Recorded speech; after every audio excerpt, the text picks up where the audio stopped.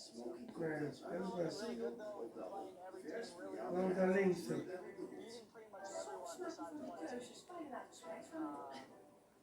Dus ik naar Hans, want daar mag je Nobody altijd likes them, terugkomen so op je keuze. Hoe je montuur toch uit? Nee, om te zeggen dat die kan kiezen. like to talk a lot. Altijd tevreden met je We montuur. just kind of keep our noses down, grinding stones to game.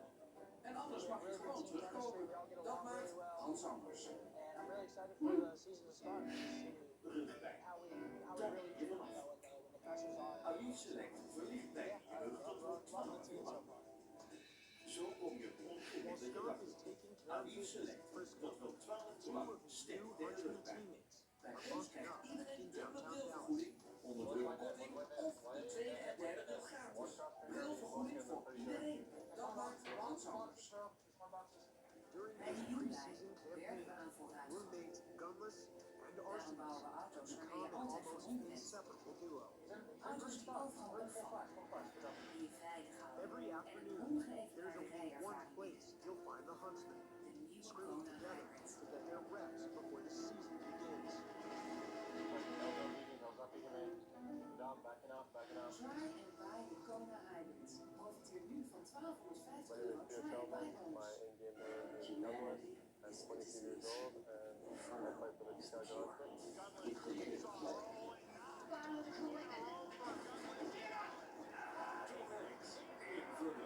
Zondag 8 uur bij Veronica. There's a moment where Niet alleen transferadvies in de wereld is. Angelina Jolie is sold. Woensdag om 12:30 bij Veronica.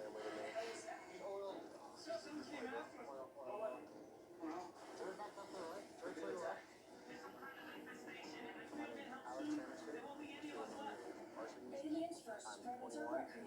Morgen 11:05. Deze film wordt mede mogelijk gemaakt door dekbediscount.nl. Fijnste keuze in Nederland. En HBO Pro.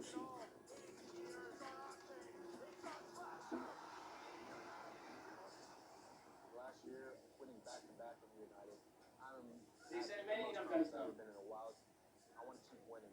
I don't Many want landmines. just one ring. I don't want just Landmines chips. everywhere. I want to keep winning and prove that I'm the best. I almost have any. And I want my teammates Necesito to uno. be known as What's the up? best. What's up, man? You don't look like man drinks and before. Rotate, man. You don't look like you are with military. This is the first time me and my brother have not been on a professional team together. It's a different chapter in my life. I'm very You're not excited. military, you're not mercenary. What are you?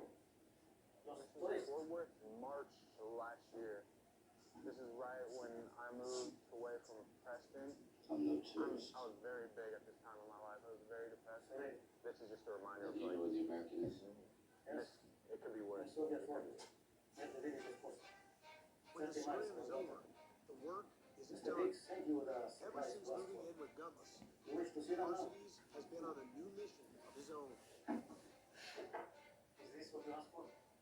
It's good. I I've like seen to these things before. What are these? take all my stress out on just working out. This? What is this one? It's blue, right? What does it do? Turns blue. Can you tell me how many more men come with us? There's no rescue team, it's just me. Just you, come on, this is no problem. I cannot take only one man to the war. You need more men to help.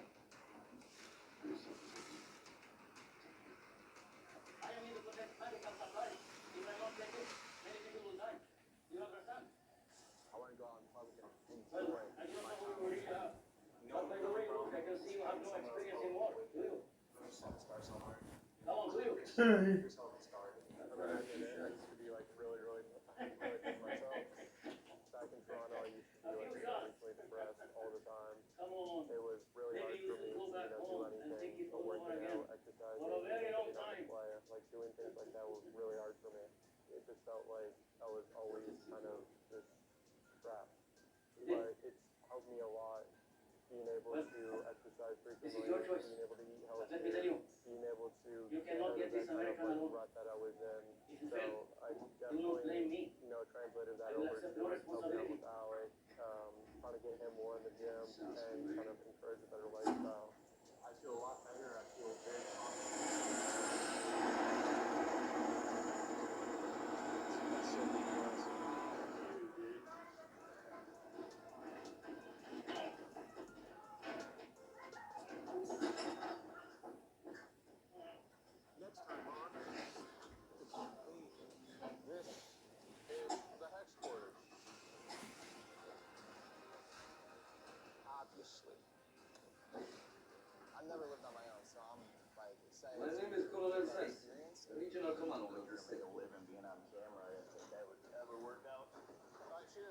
for You realize you're the first let's American go just Huntsman, in best advance. team undisputed. No one can beat us. Period. End of story. More popular, better looking.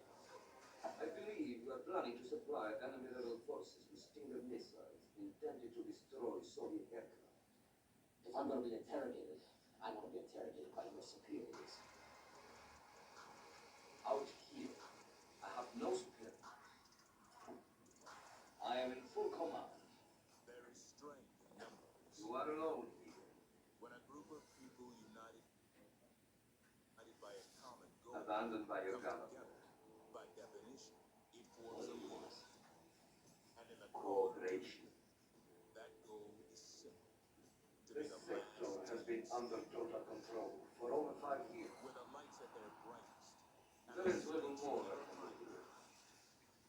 It is, as you say, a new without challenging.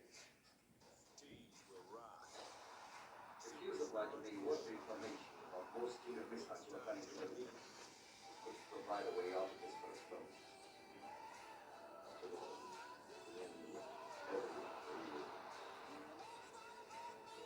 The Kremlin's got a hell of a sense of humor. Please explain. You talk peace and disarmament to the world. Must now And here you are wiping out a race of people. begin their We quest. are wiping out no one. This I think you're too intelligent to use such absurd propaganda. Now again, where are the missiles? I don't know anything about any missiles. Of course you do. But you do not seem to realize I'm providing a Hello way out everyone for and folks. welcome expect to sympathy? the brand new, fresh off the edge. You started this damn war, now you have to deal with it. 12 And teams we from will. 11 cities have Just a come to matter of time Minneapolis before we to begin their mission of hosting the Yeah, first victory. ever Every day you're championship war race. machines, From who's new ground teams to a with bunch of legacy poorly players to armed, new players poorly equipped joining trading legacy fighters. teams, they The will fact battle is that you in about underestimated your competition. 15 weekends for a You study your chance history, to you know make these people history. never get up to Now this anyone. is an exciting year They'd for rather Activision die Blizzard than be esports slaves. as we broadcast here live from Minneapolis You can't as the defeat inaugural people. opening weekend for the We Call tried. of Duty League. We already had our To kick Vietnam. things off, we have some exciting breaking news to share. It was just announced that the YouTube will be the You wish to exclusive test me? streaming platform for all live broadcasts of the Call of Duty League. Who not you? All competitions will be streamed live and available on demand, and you can only watch it on YouTube. That is right. Tune in on the official Call of Duty League channel at youtube.com/COD League all season long. For all the fans around the world, we look forward to bringing you high-quality competitive entertainment as the best Call of Duty players in the world compete for the ultimate Call of Duty championship title. And with that, we have an exciting offer in store for you. So let's get started. Now, as you can see, I'm in a ginormous venue with some incredible people in the room, and not to mention my fire desk. This is I have a world champion, I have Some of the great complexity right to conquer this country. legend, and Genghis Khan expert and the in British. TP joining me at No, this Russia. special guest. Welcome to Minneapolis. They never get defeated. I'm so damn excited to be Ancient here. It's enemy, an honor. they pray I'm about proud these to be people. part of the COD community, We should to hear. see this venue put together, to see everyone in the venue right now, and to see the launch of CDL. May God deliver us from the venom of the I'm cobra, so excited to have teeth you of the here. It's tiger, going to be and the absolutely vengeance of incredible. the alpha. And of course, right at the end, all with me forever Understand here what at this means? CDL. I'm so excited to have you join me. We You have guys don't take me shit. multiple event championship winner here. Yes. And of course, a renowned like this. analyst at Call of Duty. We have Nameless. Lovely to have you. And I'm so excited to be here. My left arm man, everybody. He's doing, I don't like that. He's pretty amazing. I'm very excited to have you. How are you feeling about being here at CDL? I feel amazing, finally to be back up here on the desk. I'm just ready to watch some Call of Duty. We had such a long off season. It's going to be amazing. It is going to be absolutely amazing. Of course, we have so much coming up in the show as well. And we have a huge map that CDL is going to be going to. We're going global, people. That is right. We're going all over the world. I'm going to talk about TP, what's the highlights? Where are you excited to travel to? I think I have to go with Dallas personally, living close to there, being local. I think the team is going to go heavy. Super excited to see where the team's going to go, and I'm going to pick the show with God's game. Absolutely. Nameless anywhere on the board. It's got to be Chicago. That's my hometown. That's where I grew up. And to know the game, the pitching for Call of Duty events in Chicago. We've never had one there, so it's going to be Absolutely. Another thing that is going to be amazing. Not only do we have our Call of Duty League, we have our Call of Duty challenges. The official path of the pro system for the Call of Duty League. It kicks off in Minnesota at launch weekend, of course, and some incredible stuff is in store for them with a $25,000 ticket tournament. It's their share of that 250K prize money. It's going to be insane. I mean, can you imagine coming to the an event missed are being delivered. at a Challenger Series with that amount of money to One of the biggest questions I'm always asked is, how do I go pro? Well, now you have the Path Pro, the Challengers division. It's there for you. The crazy prize pool is there. Start running your points online. It's a great system. Get involved if you haven't started playing before, and get after it. Oh, imagine that. It's awesome to see it. $80,000. That's amazing for these guys. It's a great opportunity Now, to get their foot in the door and try to. where are the missiles located? Absolutely, 100%. Let's have a look at what we've got in store for you coming up this Friday here at Minneapolis. We have so much to get through. We've got our first game, which is going to be absolutely insane to start off our weekend. Chicago Huntsmen versus Dallas Empire. Shortly after that, we've got Seattle taking on Florida Mutant. And to finish things off in the evening, Los Angeles Guerrillas versus Minnesota Right, my Rocker. patience. I mean, what a lineup that we have in store. A showcase, a real showcase for Call of Duty. And of course, point system is available for them at the showcase as well. And look, this isn't going to be the same format that we're going to see throughout all of the weeks. The tournament format is a little bit different here. Talk to us about this point system and how this does work. Well, basically, here in this tournament, we're going to have these teams just showcasing them off, right? Like, they're going to be able to play for points. If you win a game, you get 10 points. And, going forward at the future weekends, we're going to have a bracket and a tournament every single weekend. So it's going to be 2 for you win 2, you're in. You lose 2, you're out. We're going to have a single elimination bracket from that to determine a champion. NTP, all is on the line here for these new teams. The name John That Rambo. they're going to be trying to right here for themselves. We've had a lot of split-ups happen as well. But this point system, this is very new to them. How is it going to be for them to get used to basing themselves on points and Be looking forward serious. to that bigger There are prize at the plans end? for the rescue attempt. Well, with this the is head the of first Southern showing, right? Ant already touched on it already. He This also is the said longest he break we've knows had in quite a while. this man is Call of going. Duty. These teams, these new rosters, and these new franchises want to prove their point right away. So it's going to help your seeding for the rest of the season. You want to come out and get the fans on your side early, right? A lot of fans are probably trying to decide which franchise they want to try and support. If you come out this weekend and absolutely destroy the competition, you're going to get some fans. Well, that is exactly what we're hoping to achieve this weekend as a showcase. But we've actually had a little bit of drama happen already. I'm sure you guys are aware on social media. We had a bit of a roster apocalypse, whatever you'd like to call it. Not zombies, actually. But Call of Duty players. Currently having to do all from their separate ways. They were WL champions for last year.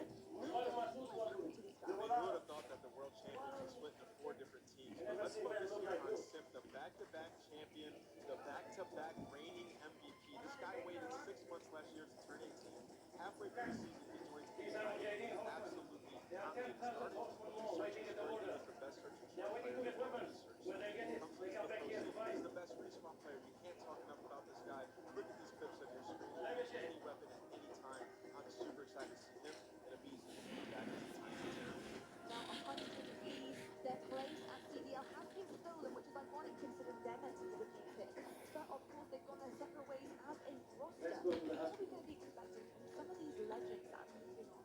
100 Thieves lineup last year was absolutely dominant throughout the year. I think the most important thing we need to touch on, though, is sort of if you look at Optic. I don't think anyone would have expected Slasher and Kenny to be the 2 to go over to this team here.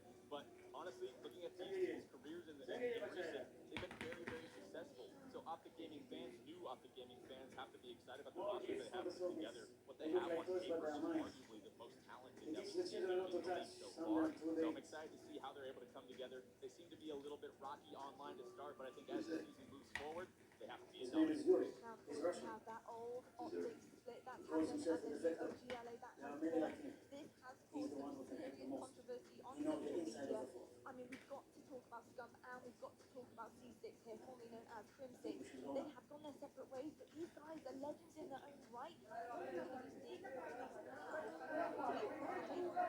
It's just a crazy story, to be honest. Obviously, I was coaching Optic for the last 2 years, so I know these guys quite well. I know their personalities, and I think the one word to describe the situation is a lot of tension.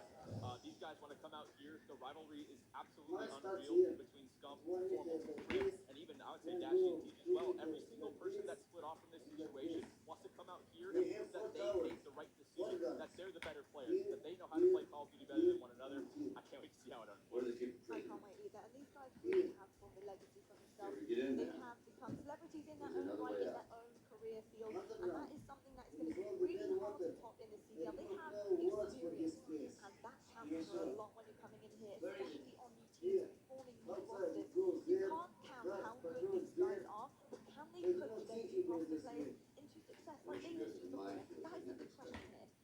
competitive. You know the name Optic Game. And with the new league, Optic's roster went through a complete overhaul. And with What is it you want to do? I need two men to get into the night field to this kid. This is done, so we can come here right before, and more people will die. roster that dominated multiple years, and they had some of the best Wait for him to review it.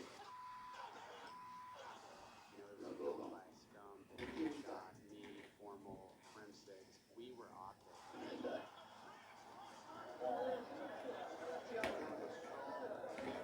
Wait. Please don't go. That was a perfect storm of teammates. Now it's different roster. My name is Wesley. We must not There judge are a couple changes that before were you now understand within the the why. Basically, all of the household names that you would tie to Optic. Most of the academics are very strong. Leaving Optic, And they are obviously, determined not to be driven no from our better land. end, but it was just time to move on. How This soon wasn't they gonna happen. die It wasn't gonna be with Optic is anymore. mines, It's a household name in because Call of of gas. Duty, whether or not And we're remember on my that raid today, I and think kill. it's still needed. Last year in the Valley of Lebanon, the I next think valley, if you look Optic Gaming 6,000 are gas for I feel great representing Los Right Angeles now, on women Optic Gaming. It's a little are captured different. It's not the diamonds. same Optic that everyone knows. and their This babies team thrown can into absolutely science. do a ton of damage. This is done Optic so Gaming that will we be the don't best have team to this fight year. the next generation of happiness. There's no Guys who have been arcade politicization in the hot or spot. These are some of the anything biggest taken. names in history of Optic. What you see here Do I think a large percentage of their are fan the base rejected is more than soldiers, now Husky fans? holy warriors. Yeah. Guys, this war is The a holy reason that war. I love it And there's no true death for the it creates like an instant because we have rivalry. taken There our was last tons of lives. people, you know, tweeting me like, And oh, we yeah, consider ourselves well, dead this already. is too good. It just motivates me even more. Plus, Like, death using for that our charge land from and fuel God that fire just is makes me enormous. feel like that kid who's trying to So, go my pro. friend, It'll be interesting, to say the what least, we must playing do against is to Optic. stop this There's feeling no one that can of tell our me women those and two teams children. match up. There's not something extra there. He's getting the ground They free want to smash the living hell. so he can return to the free world and tell what happens We're not just here to necessary. win a few matches. We're here to hopefully win Then it all of by the end course of the you year. will return. I'm going to do what I have to do to set myself up for the best chance to Do win. that now. I'm here to win, and I'm going to prove that So we we deserve may to be speak on among this team ourselves this season. and find the best way to do There's a lot of it. people that just want to see us lose. This is my Optic now. It's not going to be like that. Thank you. Wait. Emotions are high and opinions are many. Can that brand new Optic Gaming roster live up to that legacy? We will find out. But coming up next, we have Power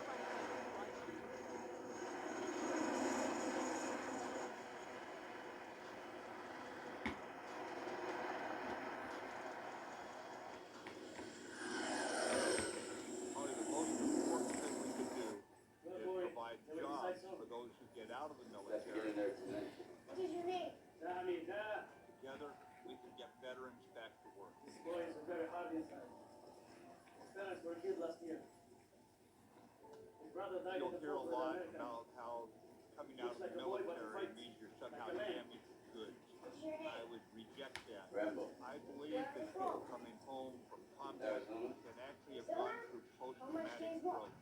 And probably the most important thing we can do is provide jobs for those who get out of the military. come on. Together, we can get veterans back to work. No. Are you scared? What is this? Tonight. You see this?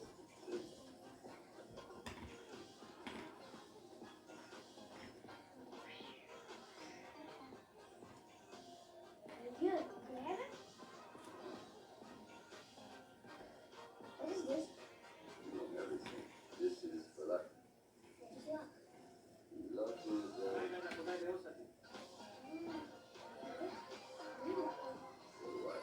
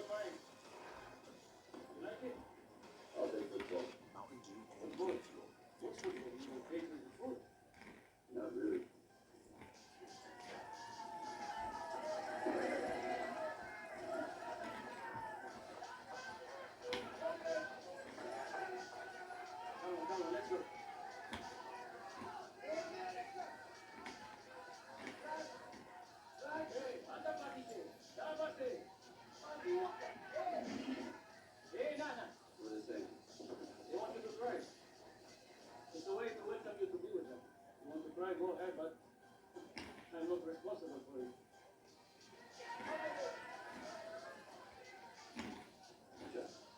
Yes? What are the rules? Well, you have to take the sheet once around and then throw it in the circle. What? Because there is a circle there. That's it. That's it. Very simple. Like football. God must love crazy people. Why? He makes so many of them.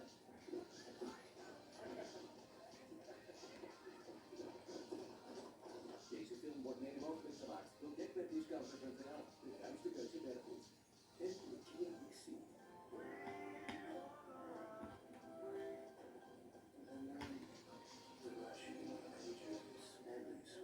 My name is Evan. Tournament audio and team chat listeners are brought to you by Astro Gaming, the official headset and headset of the Call of Duty League. Join the Astro family and enjoy CDL A4 TTR headsets and play tag today at astrogaming.com.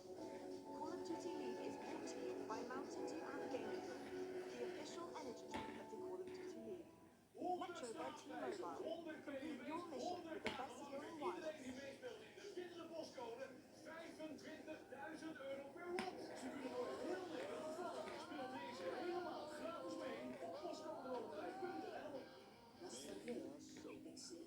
The newest Starscape, and a land of 10,000 lakes. A place raised on the ice, with a dash of orange coasters, but only fooled by those Midwestern sensibilities. This is a land built on the backs of the poor, born not by fire and friction, but by frost and iron.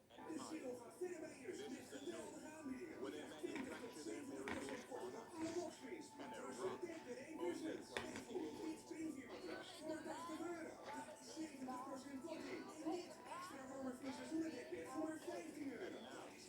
what better place for a human being in this intrepid land with all of its rugged A new era is born, where they say the end might begin. This is week one of the Call of Duty. This is Minnesota.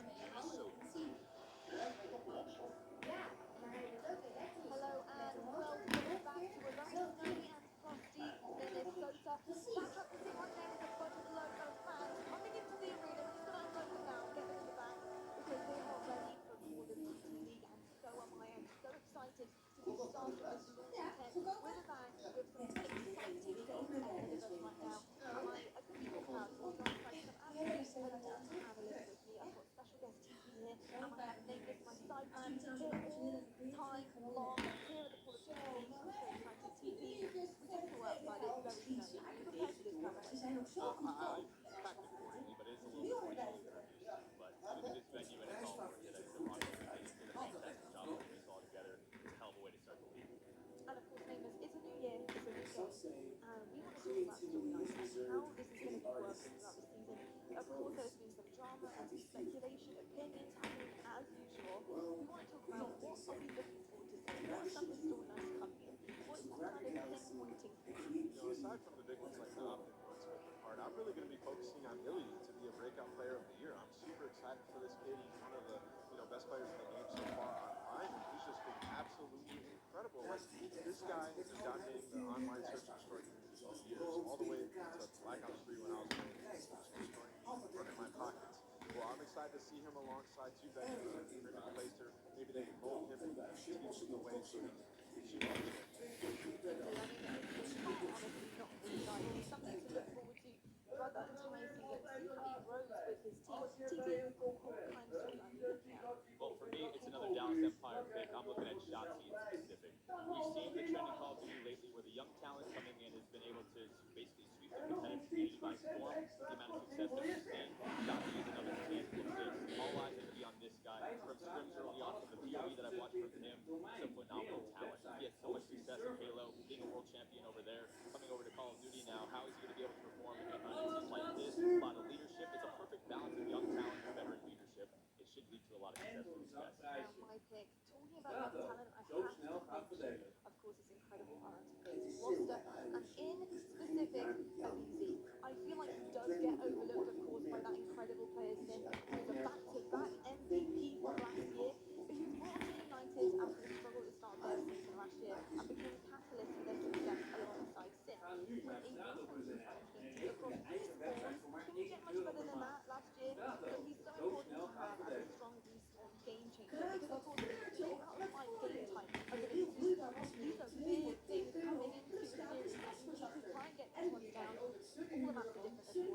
how you guys work together, and to have someone like Obese come on who can kind of do the same good stuff at such a young age is incredible.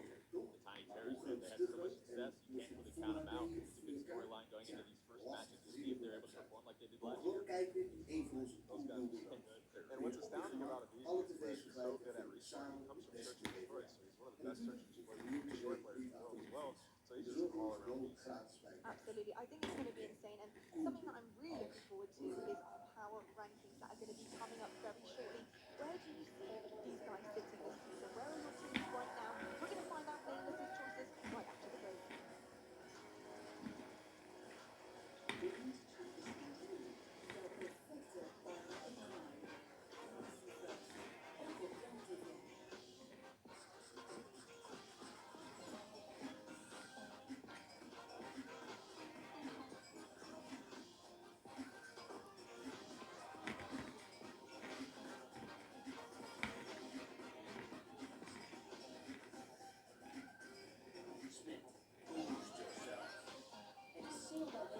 Alleen deze week krijg je €200 korting op wasmachines, drogers en nog meer items van ADV.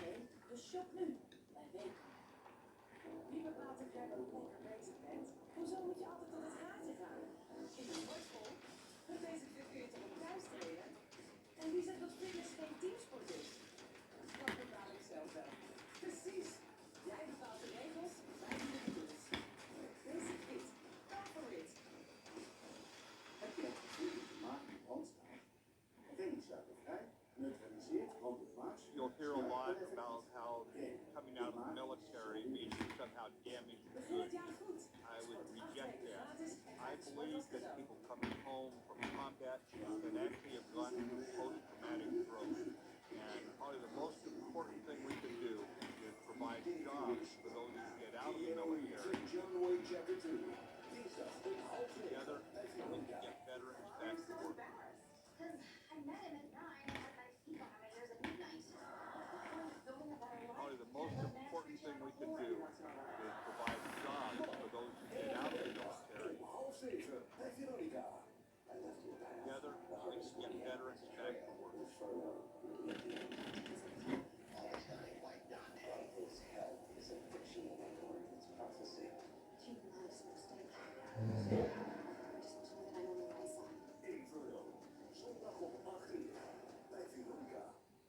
Deze film wordt mede mogelijk gemaakt door Dekbediscounter.nl, de ruimste keuze versie. En Kia ProSeed.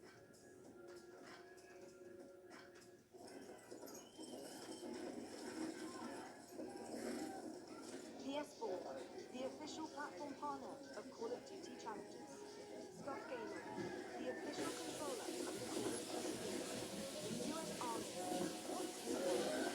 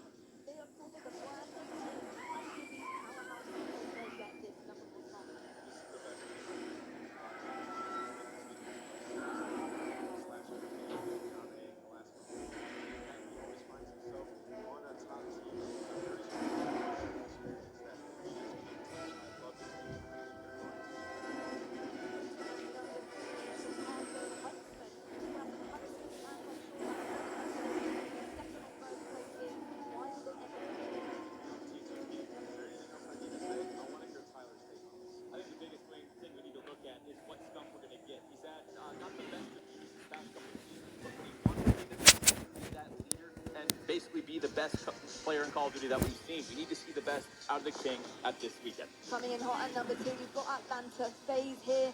Incredible roster here. The young guns are out to get it.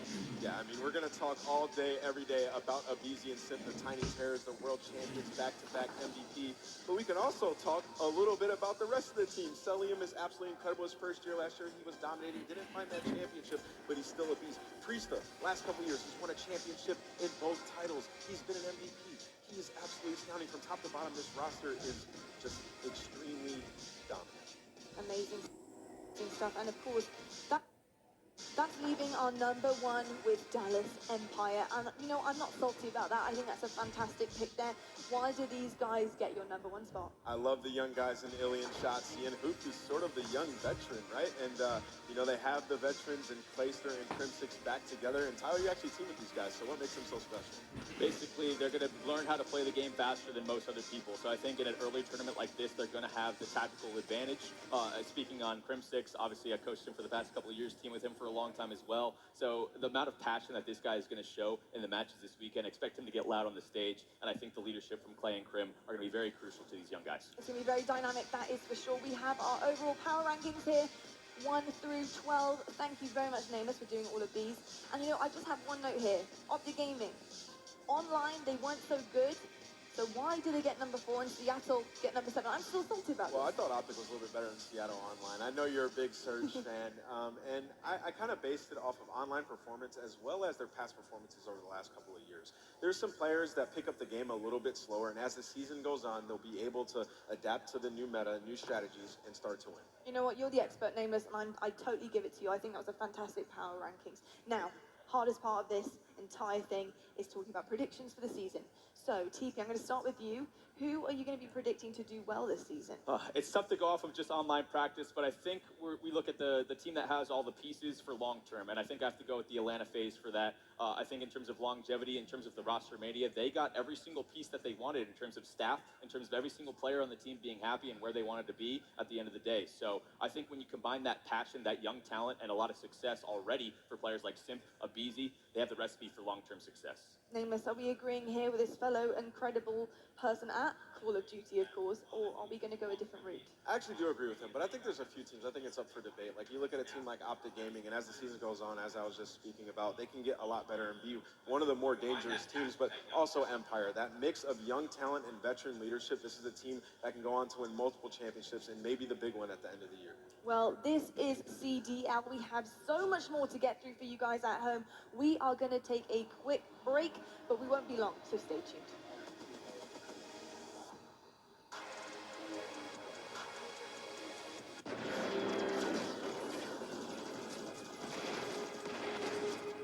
Everybody loves an underdog.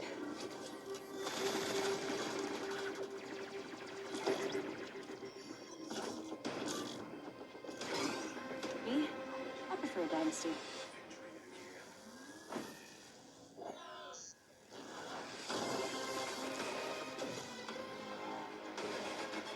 Mountain Dew Amp Game Fuel. Victory in a can.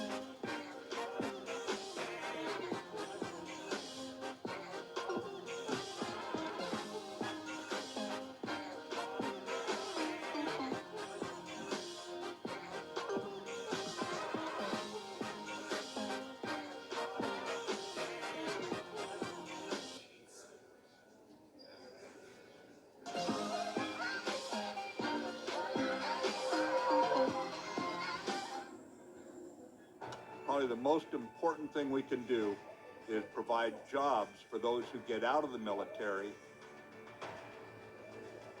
Together, we can get veterans back to work.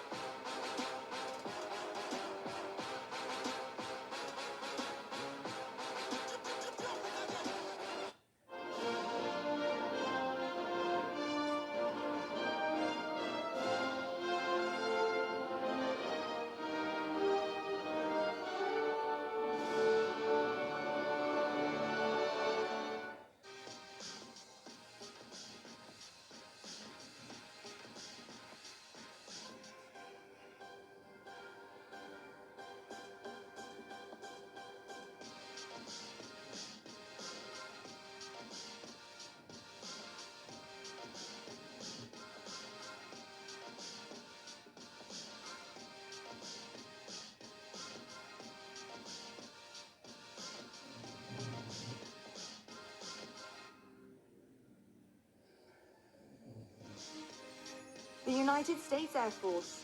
Learn more at airforce.com. Metro by T-Mobile. Complete your mission with the best deal in wireless. Tournament audio and team chat listenings are brought to you by Astro Gaming, the official headset and mix-amp of the Call of Duty League. Join the Astro family and pre-order the CDL A40TR headset and Pro Team speaker tags today at astrogaming.com.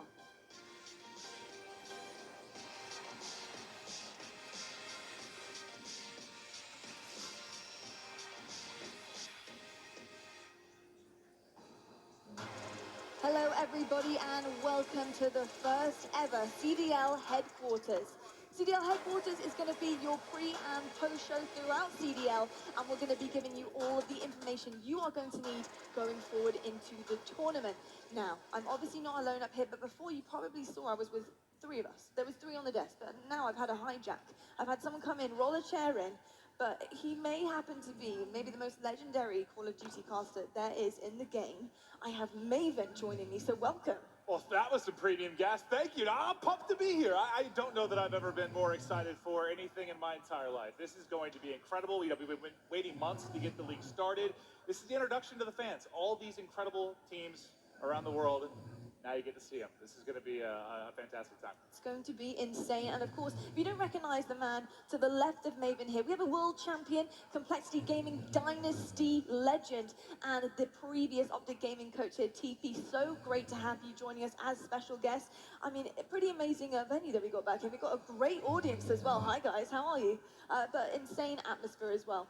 Not too shabby at all. I think the crowd's going to be electrifying for especially this first matchup coming up for you guys. It's a good one. You know, we haven't seen these teams at all play on land yet, so it's going to be very exciting to see how these guys perform when the pressure's on the line, and this is where you get paid the big bucks if you have success. So, Indeed. You know, it's going to be very interesting to see how they do. Now, right down far across the desk, I do have a multiple event champion on Call of Duty Ghost and renowned Call of Duty analyst, Nameless, joining me throughout CDL. So I'm so excited to have you here. First event, are you excited to get started? That was a tough act to follow, the multi-world champion. I think it worked, though. I think she sold it. Thank you so much.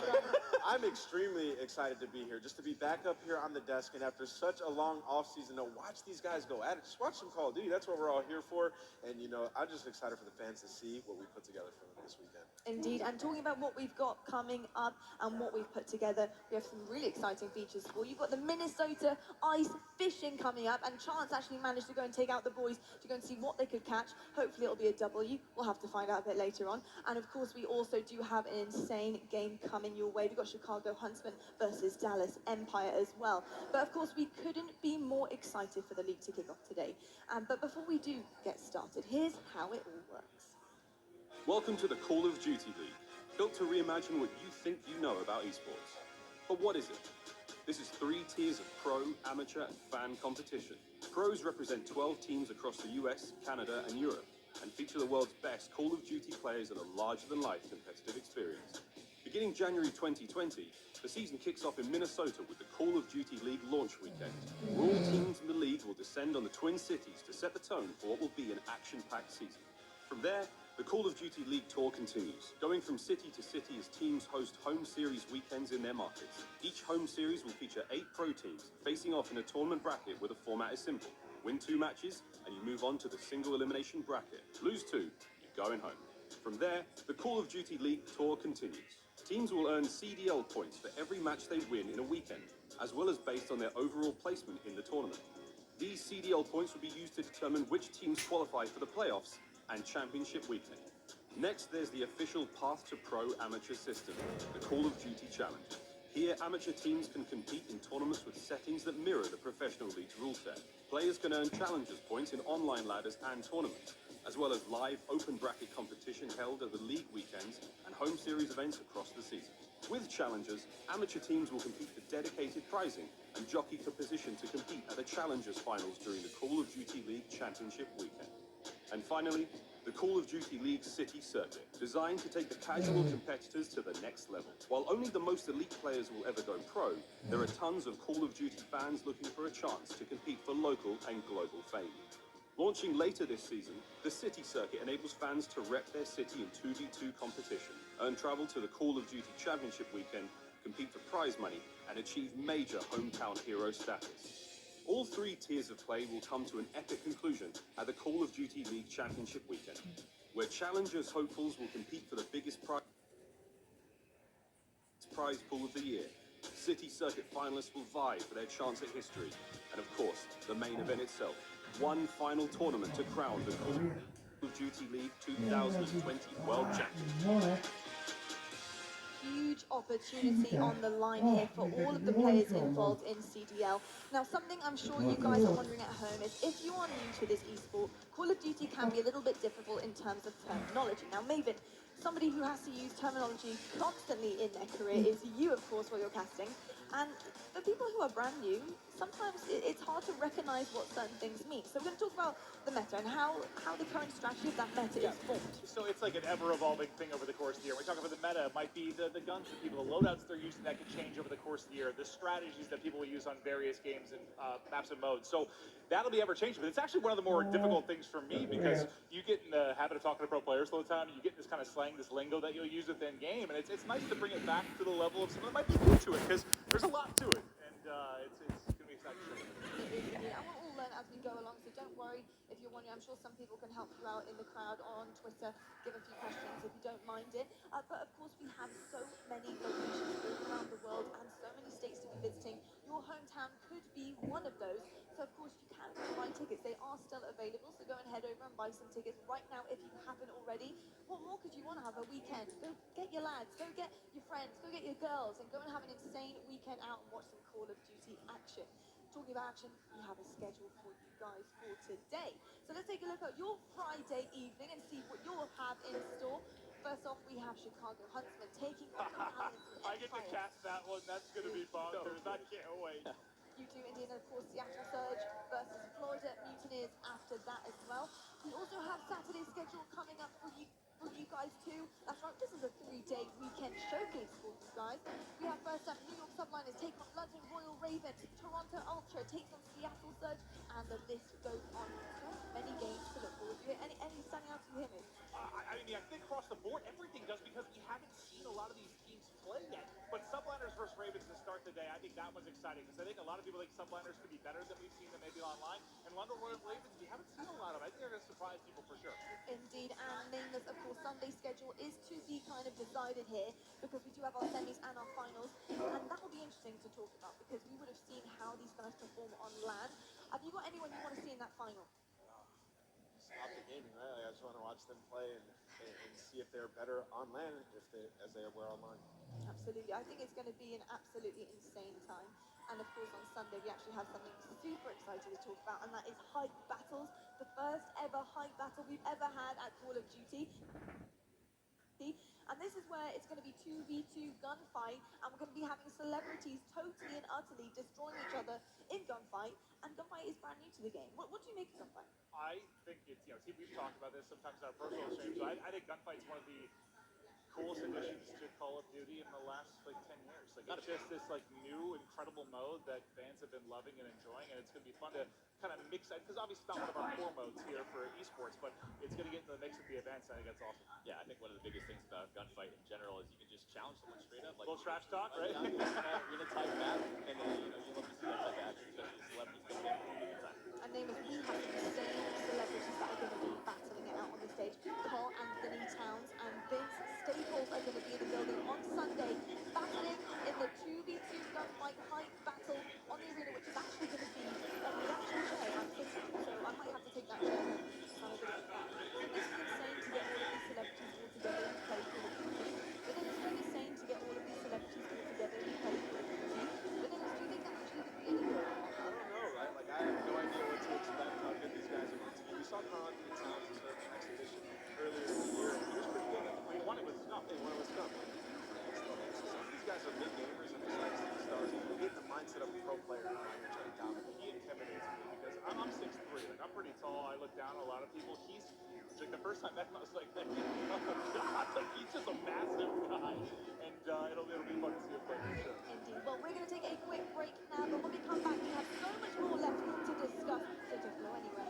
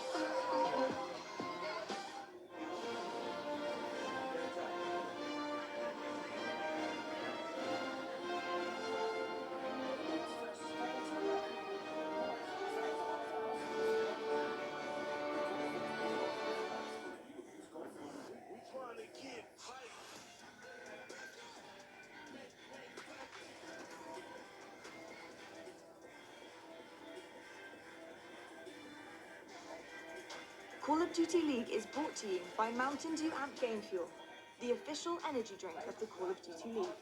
PS4, the official platform partner of Call of Duty Challenges. Scuff Gaming, the official controller of the Call of Duty League.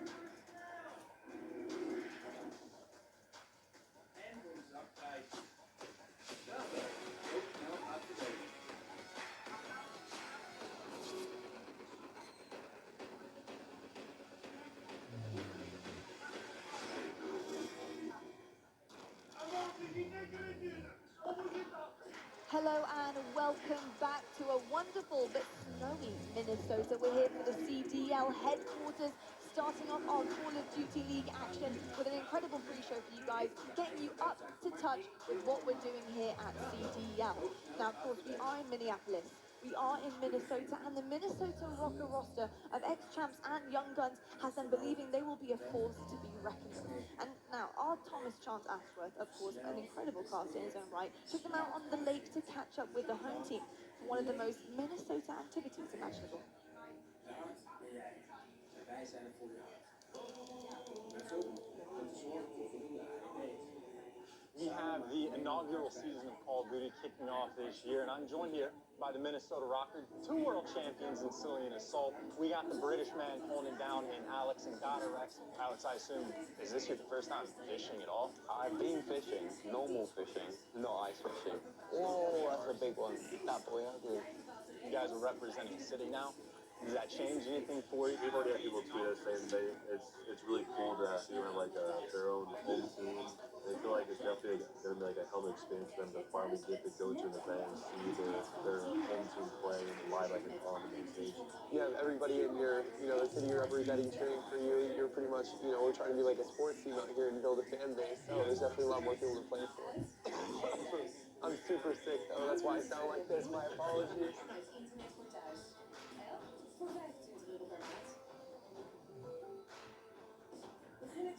So why do you think we're not catching any fish? I think you're a little camera shy or something. I don't know. What do you guys think your perception is in the community? I don't think we get the respect that we deserve. Most teams I end up being on always underrated at the start. And I assume you're going to be the sniper for the team for search, or is that still like in the works? There's no internal battles for that? From that, he's going to be the sniper. I think just the chemistry we have outside of game, we all got along right away, which is kind of cute. Certain teams, they don't get along behind the scenes.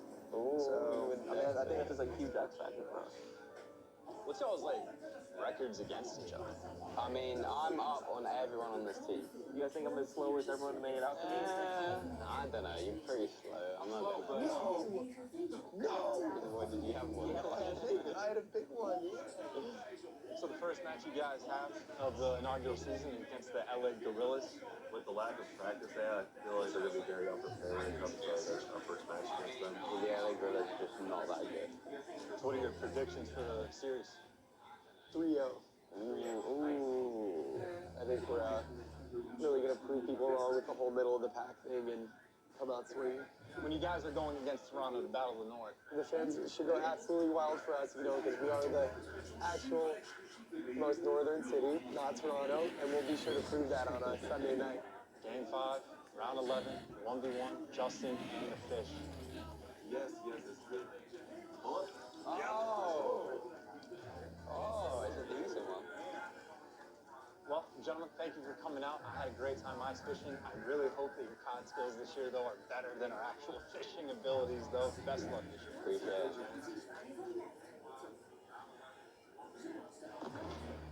Let's hope they're as good as catching W's as they are catching fish, because that was pretty impressive, I must admit. Now we have a killer matchup coming your way right after the break. We're going to be seeing Chicago Huntsmen take on Dallas Empire.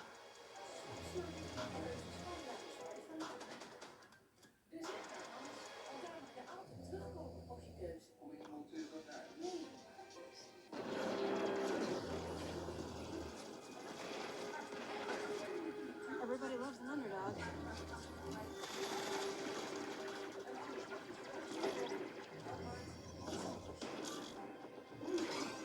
Me?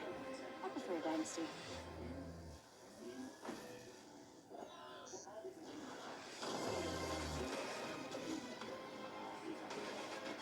Mountain Dew fuel. Victory in a can.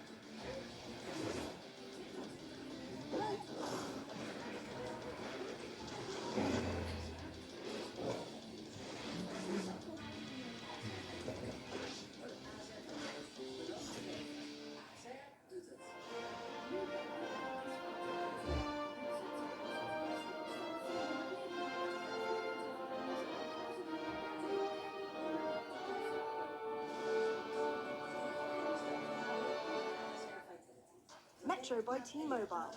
Complete your mission with the best deal in wireless. Scuff Gaming, the official controller of the Call of Duty League. The US Army. What's your warrior?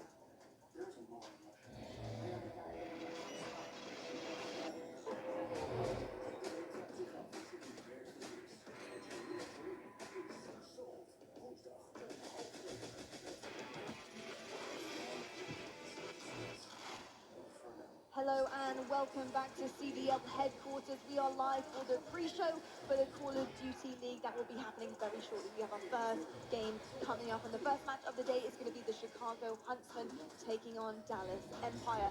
A very highly anticipated matchup as our first game of the day. Gentlemen, so good to have you back in my life right now. I need to talk about this matchup. I'm way too excited. I mean, let's just talk about Chicago Huntsmen. They have some serious damage on that roster. These guys are out in full force. T2P is back at it again, of course. Talk to me, TP, about, of course, this Optic Gaming old legacy that these guys are bringing back once again.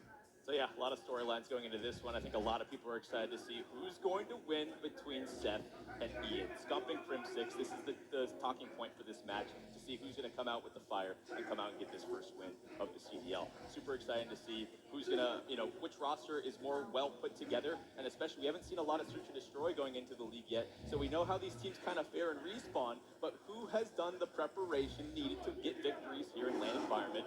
Yeah, I don't really know. A lot always comes down to that first map, right? Like, it's going to be the first map played on LAN for these pro teams. And, this matchup obviously has a lot of bad blood in between. We've seen all those social tweets and videos of Crim6 saying he just wants to rip that darn poster off his wall and, light it on fire. Like, it's just so funny how much, pressure these guys have put on each other. And it's going to be a crazy matchup for sure. I can't wait to get into it.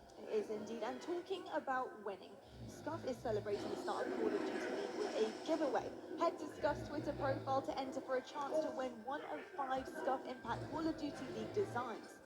Now, our first match of the year might be one of our best. The Dallas Empire and Chicago Huntsmen sat down to break down their epic showdown.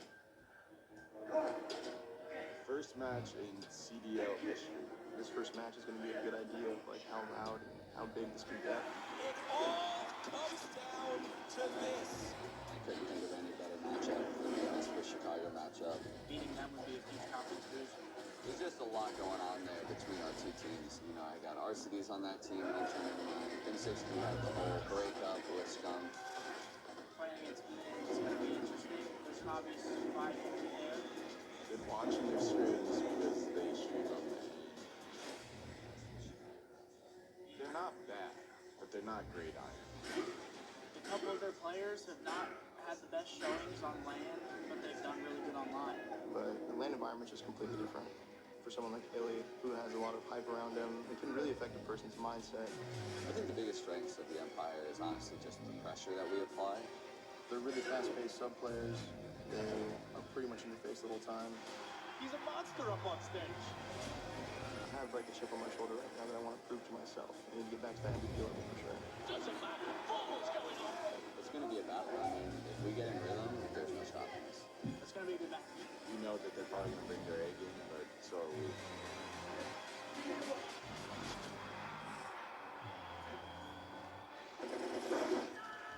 Now, history is being made in this room today. It's the first ever event for CDL. And of course, we have to talk about the historical leaderboard and what we have seen so far in Call of Duty, because so many names have come onto this board that really do deserve a mention. Now, TP, of course, here we do have first at the top of that leaderboard, C6, previously known as Crim 6. Second is Skunk. Third is Karma. Fourth is Formal. And fifth is 8 here. What do we make of this historical leaderboard? Well, it's the greatest of all time. You know, I've had experience dealing with a lot of these players, teaming with them, coaching them, and there's a reason why they are at the top. They have a different mindset about the game. They're able to be, you know, great teammates at times, but also some bad teammates at times. There's volatility there on some of these players, but at the end of the day, they bring on the championships, and that's what matters here. Namus, what does it take to become somebody who can actually get on a board like a historical leadership board here? Some of these names are just insane and have been around in the game for such a long time. You have to have the absolute fire. You can win a tournament, but you go home and you get right back to it. And I think that's the common trend you see in those players on that list. But, you know, speaking of that, it's like Tyler's one of those guys. I'm pretty sure you're like number 6 or 7 on the all-time leaderboard. So maybe he can talk a little bit more about that. Well, to win consistently in Call of Duty, you need the perfect package. So when we're looking at these new rosters, you look at leadership, you look at young, fresh talent that have that passion, that fire that Ant is talking about. And if you're able to find that perfect formula, nowadays it's more competitive than ever. Obviously with the CDL launching, we're going to see these players at their best. So they want to put on a show here. I think we're going to see some of the best Call of Duty this season that we've ever seen before. And especially, you know, this is the first time seeing them on LAN. They're going to try and make a statement early and slam these teams as fast as they can. Indeed, I can't wait to watch it. And of course, another honourable mention is Merc, of course, in our team.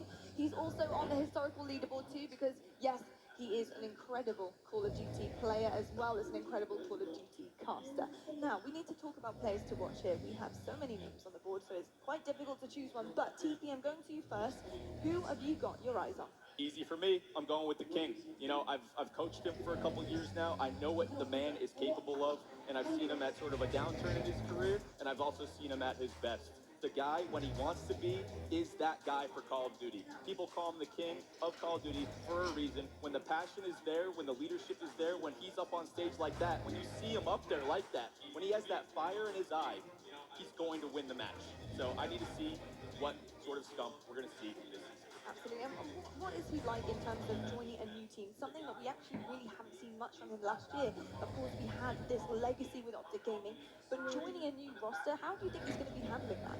Well, I think he has the fire lit under him. I mean, he's been kind of under fire with the community, giving him bad ratings, sort of. He's not at that top spot that we're used to seeing him. So, you know, I think it's a perfect situation for him. He has a new talented lineup with him. He has Formal back at his side as well, someone that he had a lot of success with, a lot of trust in terms of talent. And from top to bottom, the Huntsman lineup, like, how can you really doubt them? Yes, we have them number 3 on the power rankings, but is it a surprise if they win? Not at all. Indeed. And Nameless, of course, I'm heading over to you now. Who is your player to watch? It's going to be Illy for me. You know, a lot of people are talking about him, you know, playing on LAN in front of a big crowd, but I think this kid's going to be an absolute beast. I love watching people silence the haters, and I think teaming with, you know, Clayster and Crim 6, they were able to teach him a lot in a very short time. And this guy is so good at search and destroy, and I think that's going to be the game mode that separates teams this weekend. We heard Tyler just talk about it. We haven't seen a lot of search, and a lot of these teams haven't played too much search and destroy, so typically at the first event, that's the game mode that separates them, and he's extremely good at it, so I can't wait to watch him go. Me too. There's so many names out there that I'm really excited to have my eye on. So there's so many of them, and to name a few, we've got Skunk, C6, Karma, Formal, all of them. I mean, it is pretty insane when you think about it. But 2 people who I'm really excited to talk to as well. 2 casters that are going to be taking on this first match, Chicago Huntsman versus Dallas Empire. It's going to be Maven and Merc, and I'm wondering, how are you guys feeling about casting the first ever CDL match? I couldn't be more excited. This is going to be incredible. This is the first match, one that I think everyone's been looking forward to. Right up here with honorable mention. I know the gas from Lottie and the great desk, how well they're doing. I was like, you know what, thank you guys so much. But you're a Call of Duty champion as well. You are as well. I don't know about that. But no, it is exciting to be back up here. We could not be more thrilled to call the action, especially on this match over the course of the year, really, as we're ready to get rocking for the Call of Duty League. But this particular matchup, I think, means a lot to fans, means a lot to us. You know, we were listening to some of the recordings with these guys in pre-content kind of for this event. Some of them were downplaying it, like, there's not that much on the line. There's not that much animosity. What the hell with that? There absolutely is a lot on the line. Dallas, Chicago, we're coming before the match. We'll get right back over live in the desk. Thank you so much, gentlemen. Insane stuff from them. I'm so excited to hear them cast for the first time here at CPL. I'm really also excited to watch the first ever match. This really is an incredible game to go straight into right off the bat here. And I'm sure the fans are very excited to see this one as well. But Nameless, talk to me about what you're excited about most about this matchup. We're going to see some animosity on that stage, I'm sure. Probably, outside of really just TTP back together. See if these guys are going to be in MVP form once again. They have role players around them. Arsenes and Envoy, for their teams, were role players. Like, they were just extremely good at it, so sometimes they dominate the stats. But those guys will play a disciplined role for their team, and we've seen how good Scump and Ola can be with the disciplined role players around them. So I'm excited to see if those guys are back in MVP form. Now, we can't wait for our first ever match in CDL history. The Dallas Empire versus the Chicago Huntsmen.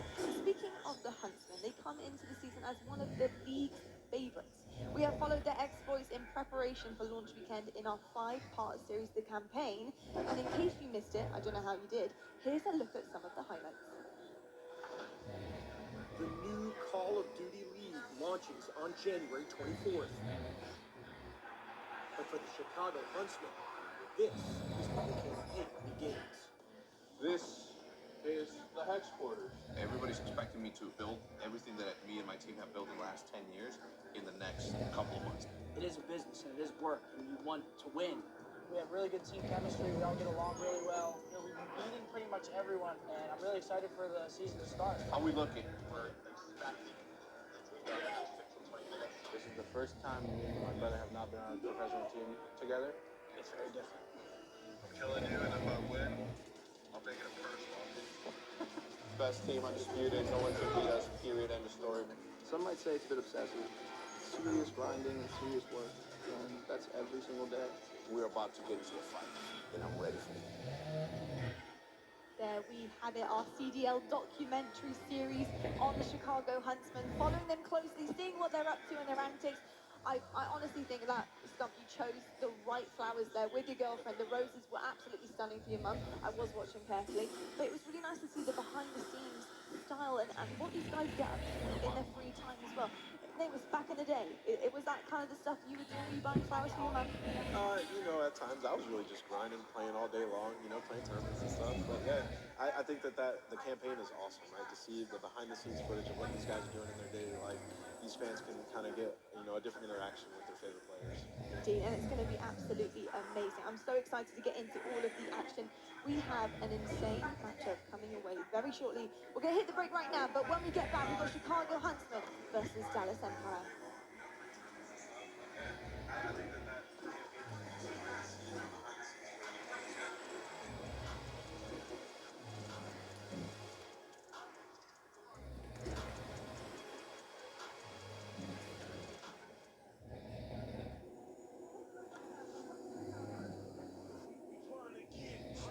The time has finally come. We're back, Overwatch fans, and we are live from Dallas, Texas. We are live in New York City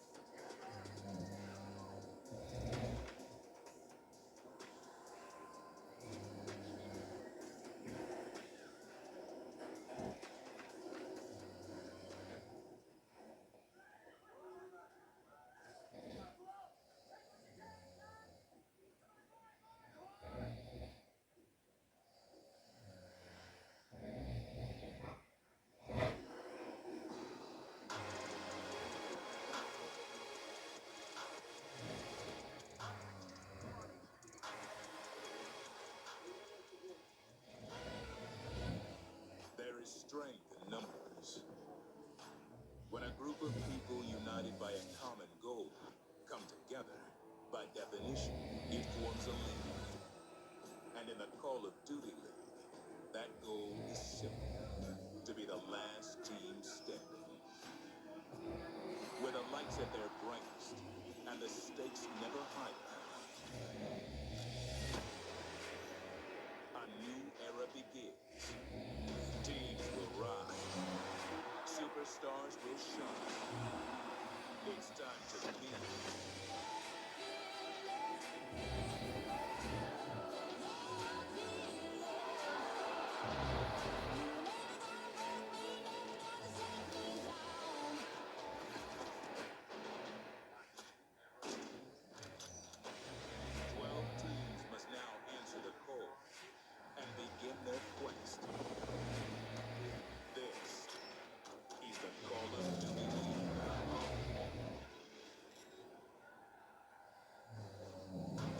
Minneapolis, make some noise. It is time. Welcome, everybody. Make some noise, Minneapolis. It's time to answer the call, ladies and gentlemen. We have 12 new teams all in pursuit of the ultimate prize. We've got new rivalries. We've got new rosters, but it's the same drama and intensity we've grown to love here in Call of Duty. Are you guys ready to kick this baby off? It is my pleasure, ladies and gentlemen, to launch the Call of Duty League right now. Introducing our first match. It's the Bad Blood Battle, and we gotta bring out our team from Chicago. Show some love for the Huntsmen.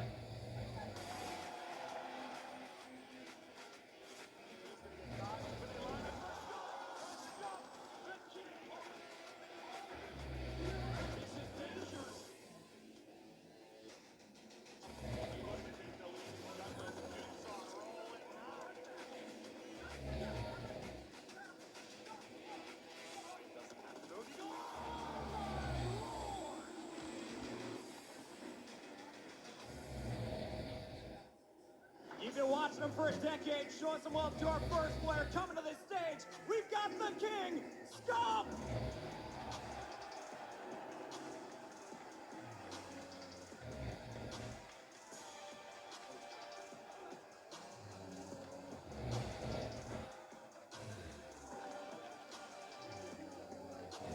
We've seen the King, but here's the other half of T2P. Make some noise for Formal!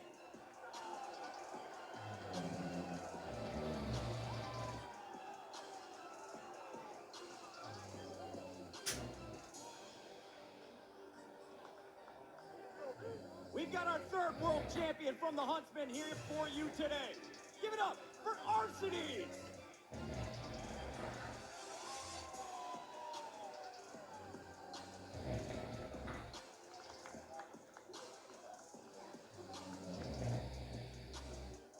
Hailing from Toronto, this man needs no ammo to pick up the kills. Let's hear it for Gunless!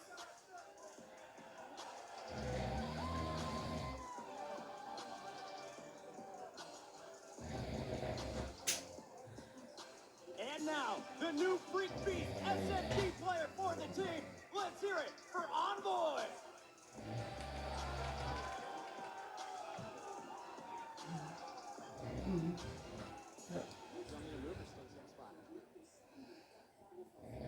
Ladies and gentlemen, one more time, let's hear it for your Chicago Huntsmen.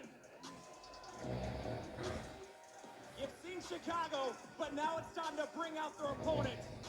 Here is your Dallas Empire.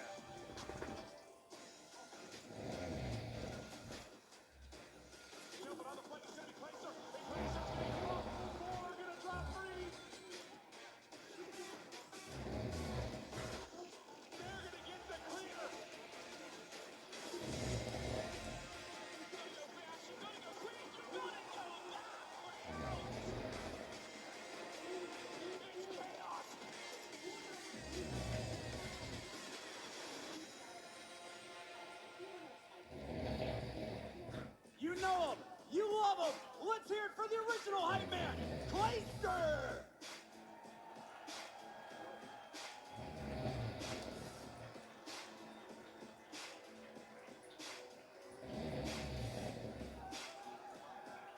Halo World Champion, ready to take over the Call of Duty world by storm. Here is Shotzi!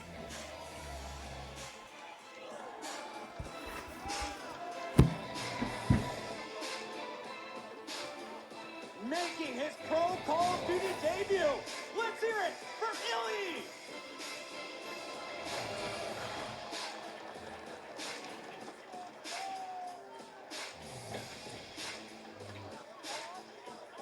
One of my favorites, the man who has more victories than any player in Call of Duty history. Here is Crimp 6.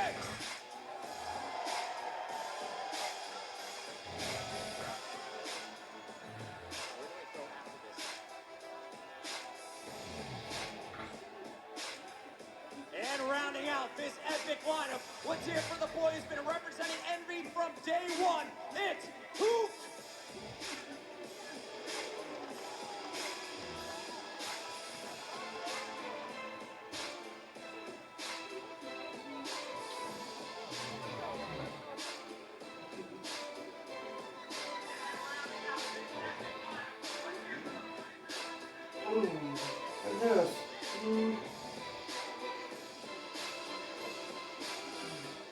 Minneapolis, it's Huntsman, it's Empire. Let's get this thing started as we send it back to the desk with Lottie.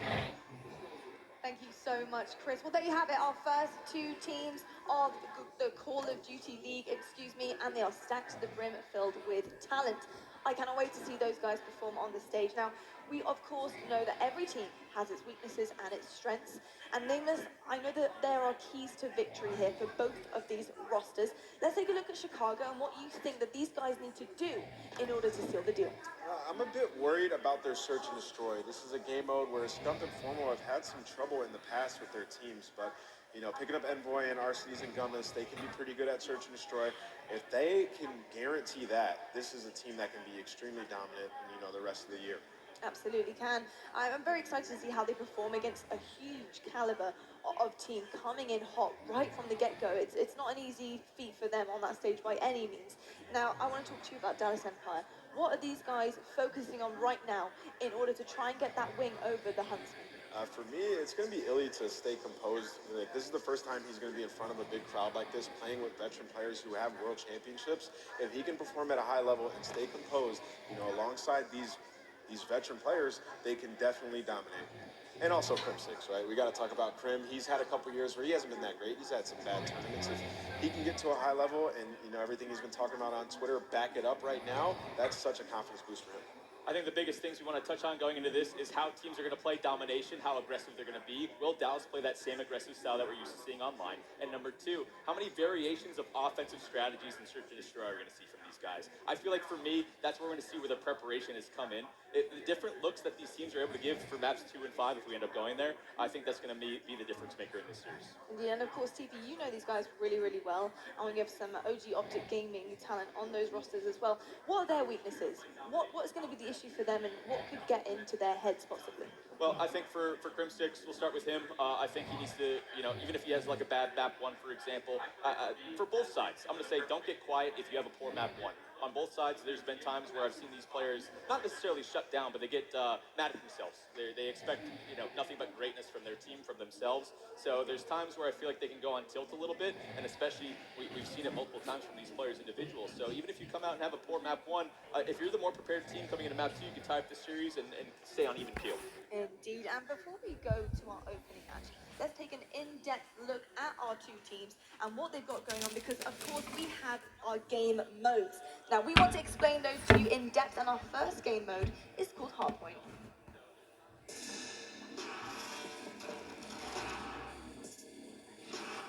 Hardpoint is a respawn game mode in which teams fight for control over a neutral objective that rotates around the map throughout the course of the game. The first hardpoint has a 15-second delay before it activates. Once it does, teams can start earning points. To take control of the hardpoint, a team must have at least one of their players standing within its boundaries. As soon as the team takes control, the game timer freezes and the team starts earning points. The team in control earns 1 point per second, but if an enemy player jumps in with them, the point becomes contested.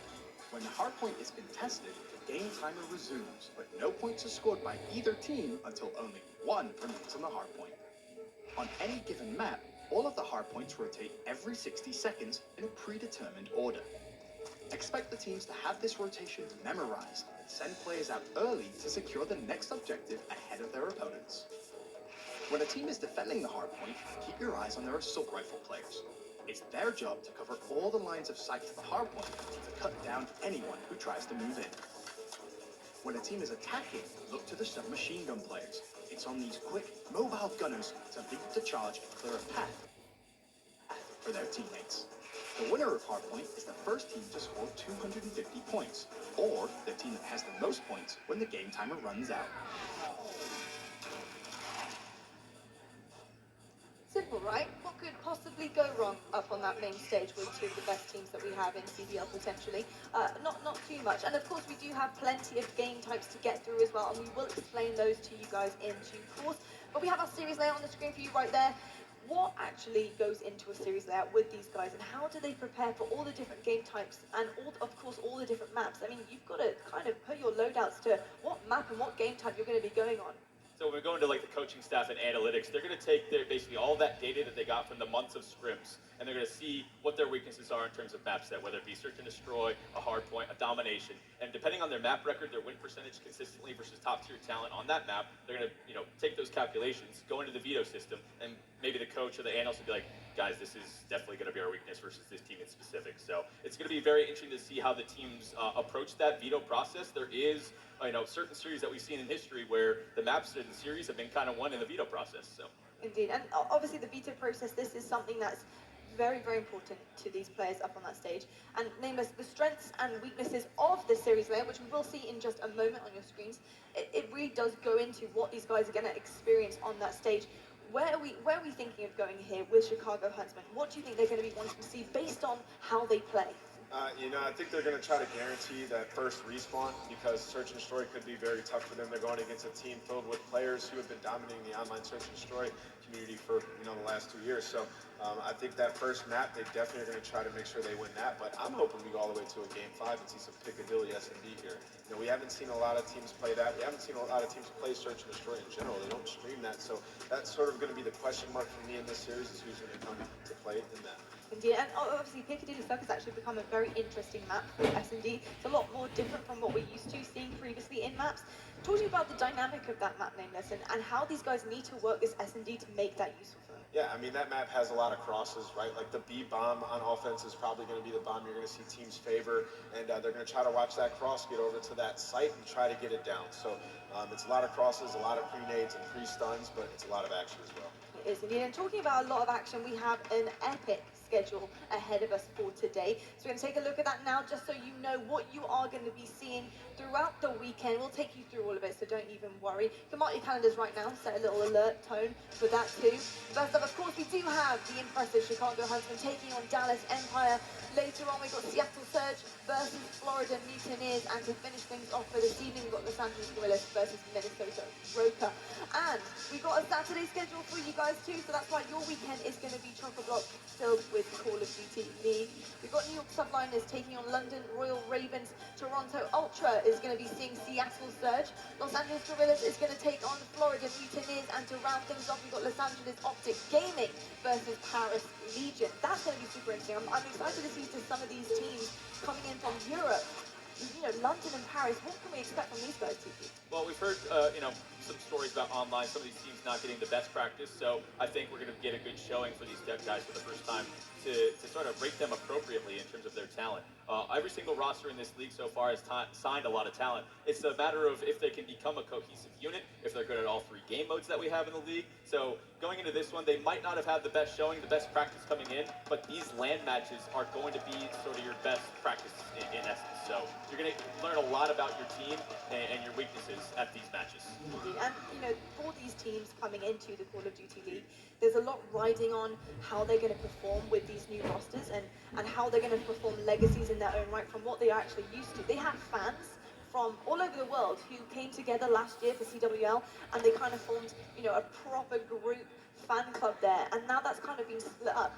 These guys on the stage right now in this showcase, of course there is points on the line, but name is, are they going to be wanting to prove themselves as a new team, as a new unit, to try and perform and form that new fan base? Oh, absolutely. You know, you see them doing all this content to try to get new fans, but the best way to do it is to just dominate and win.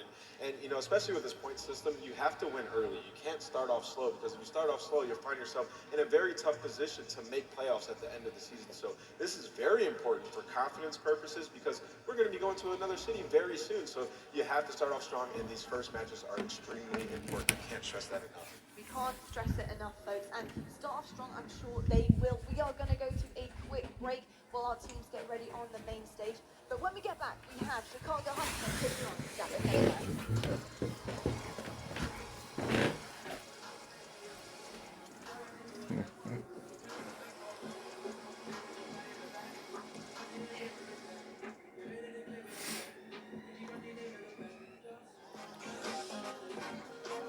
You don't do the getting over 5. Huh?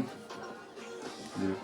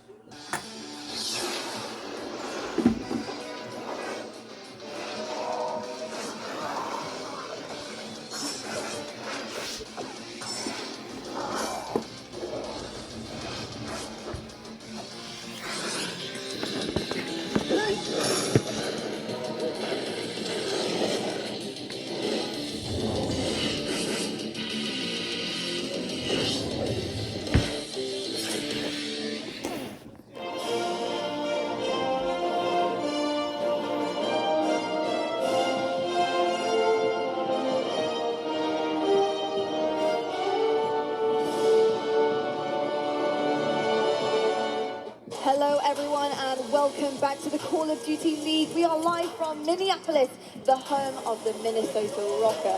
I mean, this is absolutely incredible. We've got our first game coming up very shortly, Chicago Huntsmen versus Dallas Empire. And I couldn't pick a better two people to start things off in the casting booth than the one and only duo of Maven and Merc. And I'm going to have to throw it over to them and see what they're thinking of this first matchup. Thank you so much. A lot of you guys crushed the opening show to get into it, but now, Big Joey D, it's time to get rocking. We've been waiting for this match for ages. I know you at home are ready to get into it. We're just waiting for the players to get set up, get in the lobby, and then we'll get started. But this is a big one. I know we're just kind of, showing the teams off. This is more of a debut for all the fans to see, but it does look good. But this is a big one. You know what it is to these players. Yeah, no, this is very much a rivalry, right? I mean, we talked about it with Krim leaving. Obviously, he's not able to join Chicago. Scump and Formal, they're back together after, there's very serious breakup that they had. Yeah. A lot of people are excited for these rosters, and I think one of the big things for Dallas is you have Krim and Clay back together, right? We heard Teef talk about it. If one of these guys, one of these new guys even, if they have a slow map, Clayster is there. He can get them fired up. He's dealt with it. He just won a world championship. This is exactly the type of person they needed for this team.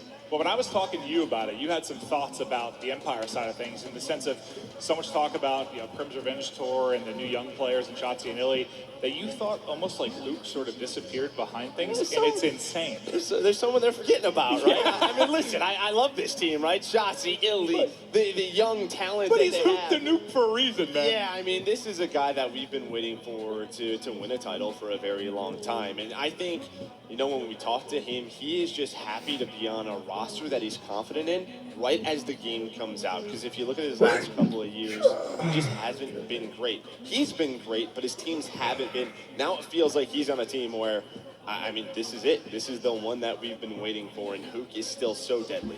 Well, before we chat a little bit more about maybe the Chicago side of things, I do want to take a look at the quick scope presented by the U.S. Air Force.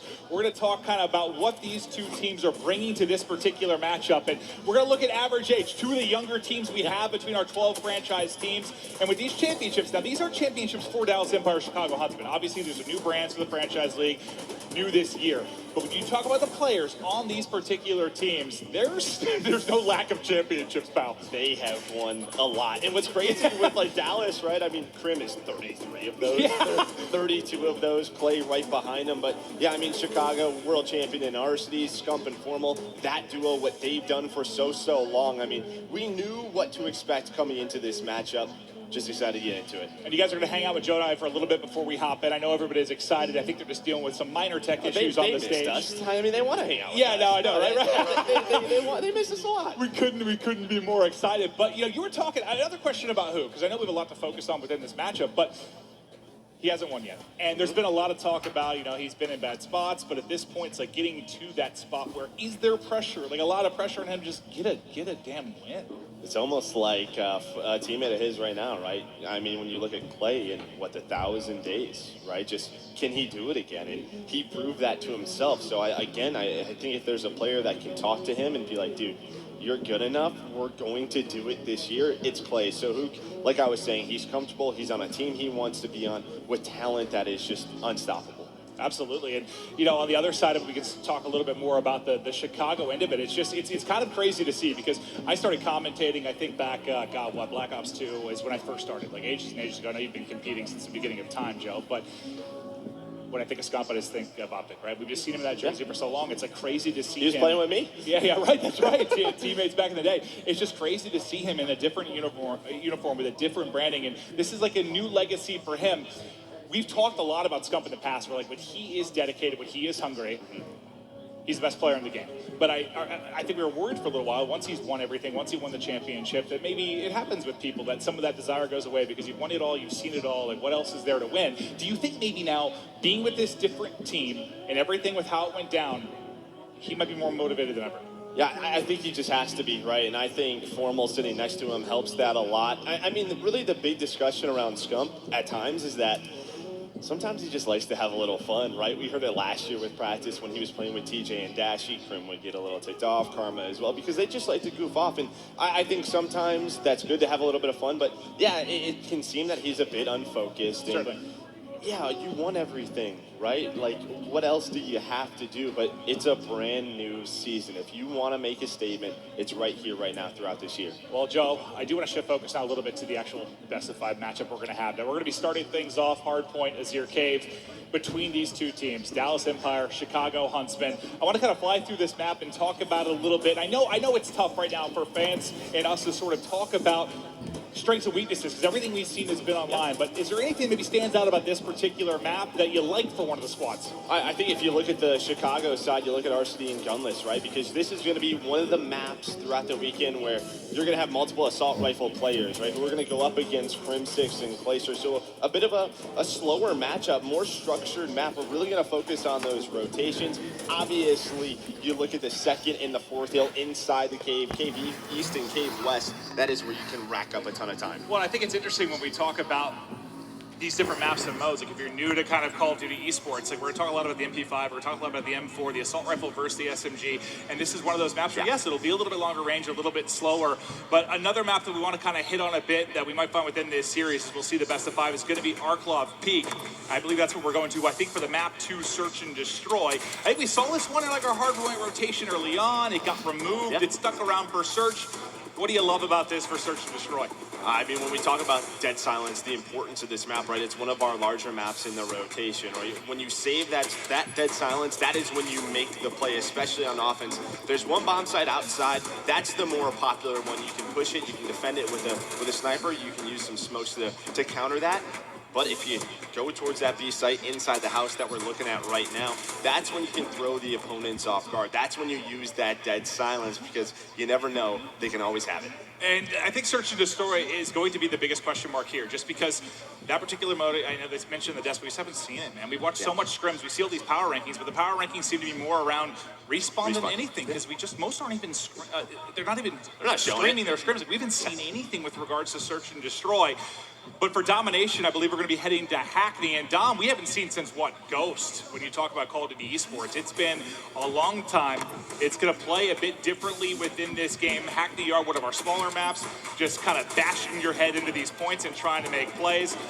It's going to be a thrilling one. Yeah, when we get there, I think we'll sort of show the strengths and weaknesses to both sides, but you can't forget about the update that just came through, right? You can neutral the flags now. We'll get to that, but yeah, a lot of run and gunning on this map, a lot of MP5 submachine gun play that we're going to see throughout. So when you're focusing on players like Envoy and Scump, that is where we're going to focus Hackney on.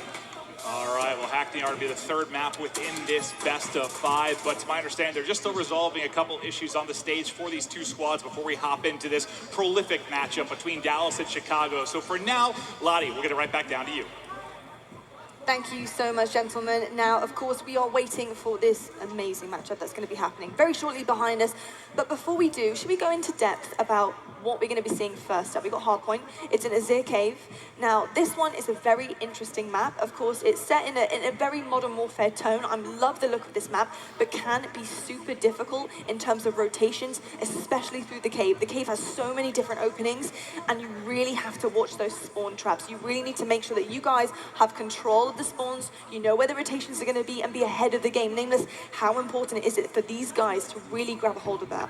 I mean, yeah, you definitely need to be ahead of the game, but, you know, even if you are getting that bad spawn, you can try to keep the other team off the hill. You're going to see a lot of teams try to do that this weekend in Hardpoint. A little bit different than the last few years. It's if you do have that bad spawn, just try to keep them off the hill and guarantee that next hill. There are some hills on this one, like hill number 3, that you can lock down and get a bunch of time.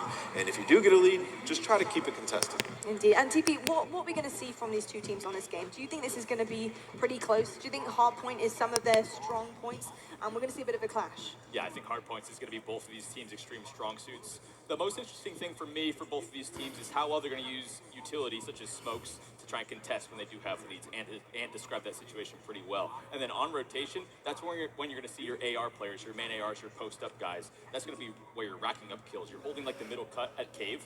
On those rotations, if they're able to rack up 2, 3, 4 before dying, that's when the stat lines get so out of whack. You hold the rotation for your team. That's how you can actually expand your lead on the map. Indeed, and you know, from what I've seen on scrims, I have seen Formal time after time Azir Cave Hardpoint make some seriously goat plays in terms of their rotations. He's always ahead of the game. He knows where these spawns are coming. He knows that he has to move a little sooner, and he also knows when to give up the time. That is so important. It's better to give up that little bit of time if you know that you're just going to keep dying over and over again. They've got a great setup. Go and get that next rotation. Go and get that full time and set yourself up for the next hard point. How important is that going to be, bringing this to a game where these two teams are so level-headed? So in this game so far, on most of the hardpoint maps, it is pretty difficult to break. So it's going to be up to these teams. There's going to be certain times when you're holding hills where you get a certain wave of kills and you're going to see multiple people spawn and just book it to the next hill. If teams are able to hit those timings correctly, you focus on those waves of kills, spawn the teammate out behind you on rotation, that's going to be the most crucial part. And especially when you're limited to your smoke grenades and your frags, I'm very interested to see which teams stick out throughout the weekend of how well they're using utilities and how many throwable kills they're actually getting. Yeah, I mean, utilities are going to be, you smoke pretty close to the hill, so, when a team is locking up there, you have to use your smokes correctly. You have to smoke off that cut and get through and contest. Because, like we just said, when it comes down to it, if you do have a lead, just try to keep them off it and set up for that new hero. Well, let's see if they can hit any of this incredible advice from our experts to my left while we throw up to our amazing casters who are going to take the first game of CDL away from us. All right, I think we're about ready to go. This one, man. Yes, yeah, we can get some clapping going. I know we've been waiting. I know we're ready to rock with this match. And God, I'm excited. This venue, the fans in attendance. We're here in Minnesota. It's cold outside, but man, there is a fire lighting up within this venue to see these two teams go at it. And Joe, I just need you to tell me, I know coming in, Dallas, that would be the thing. I mean, Chicago is based on, I mean, Krim said it in one of the pregame interviews, right? So they've been streaming all their scrims. We've been watching. So, I mean, Chicago has gotten a lot better. They're playing teams like Atlanta very tough. These two have not faced each other in a long time. They knew this was that opening match. We're going to game, baby. It is time. Map 1 loading in as your cave hard point to start things off. Oh boy, Joe. This, you just feel between these two squads so much desperation, so much passion to destroy the other. But the Call of Duty League, it all starts right now. And you couldn't ask for better faces on the stage to kick this thing off. Right into it we go, and I'm just gonna give you guys a heads up as we go into this.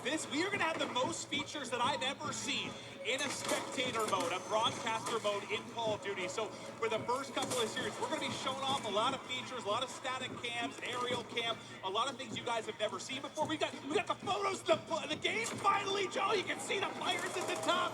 There's a lot of new toys to show off, the jerseys as well. And you just keep going. Go ahead. There's so many features, Joe. Yeah, there's a lot that we're going to be getting into, but I mean, just early on in this game, Dallas with a nice start. Obviously, the first hill and hard points usually very contest heavy.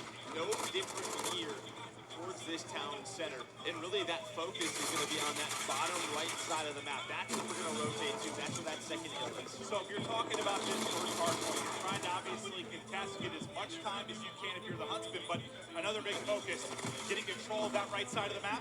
Yeah, absolutely, and you're going to see in the bottom right all of Chicago going all the way around. I believe that's going to be Scump. He's towards that back cave, going to start to work his way in. He's got Formal. Varsity is looking over him, and this is a nice start right now on this rotation for Chicago. But Dallas, they're right behind him.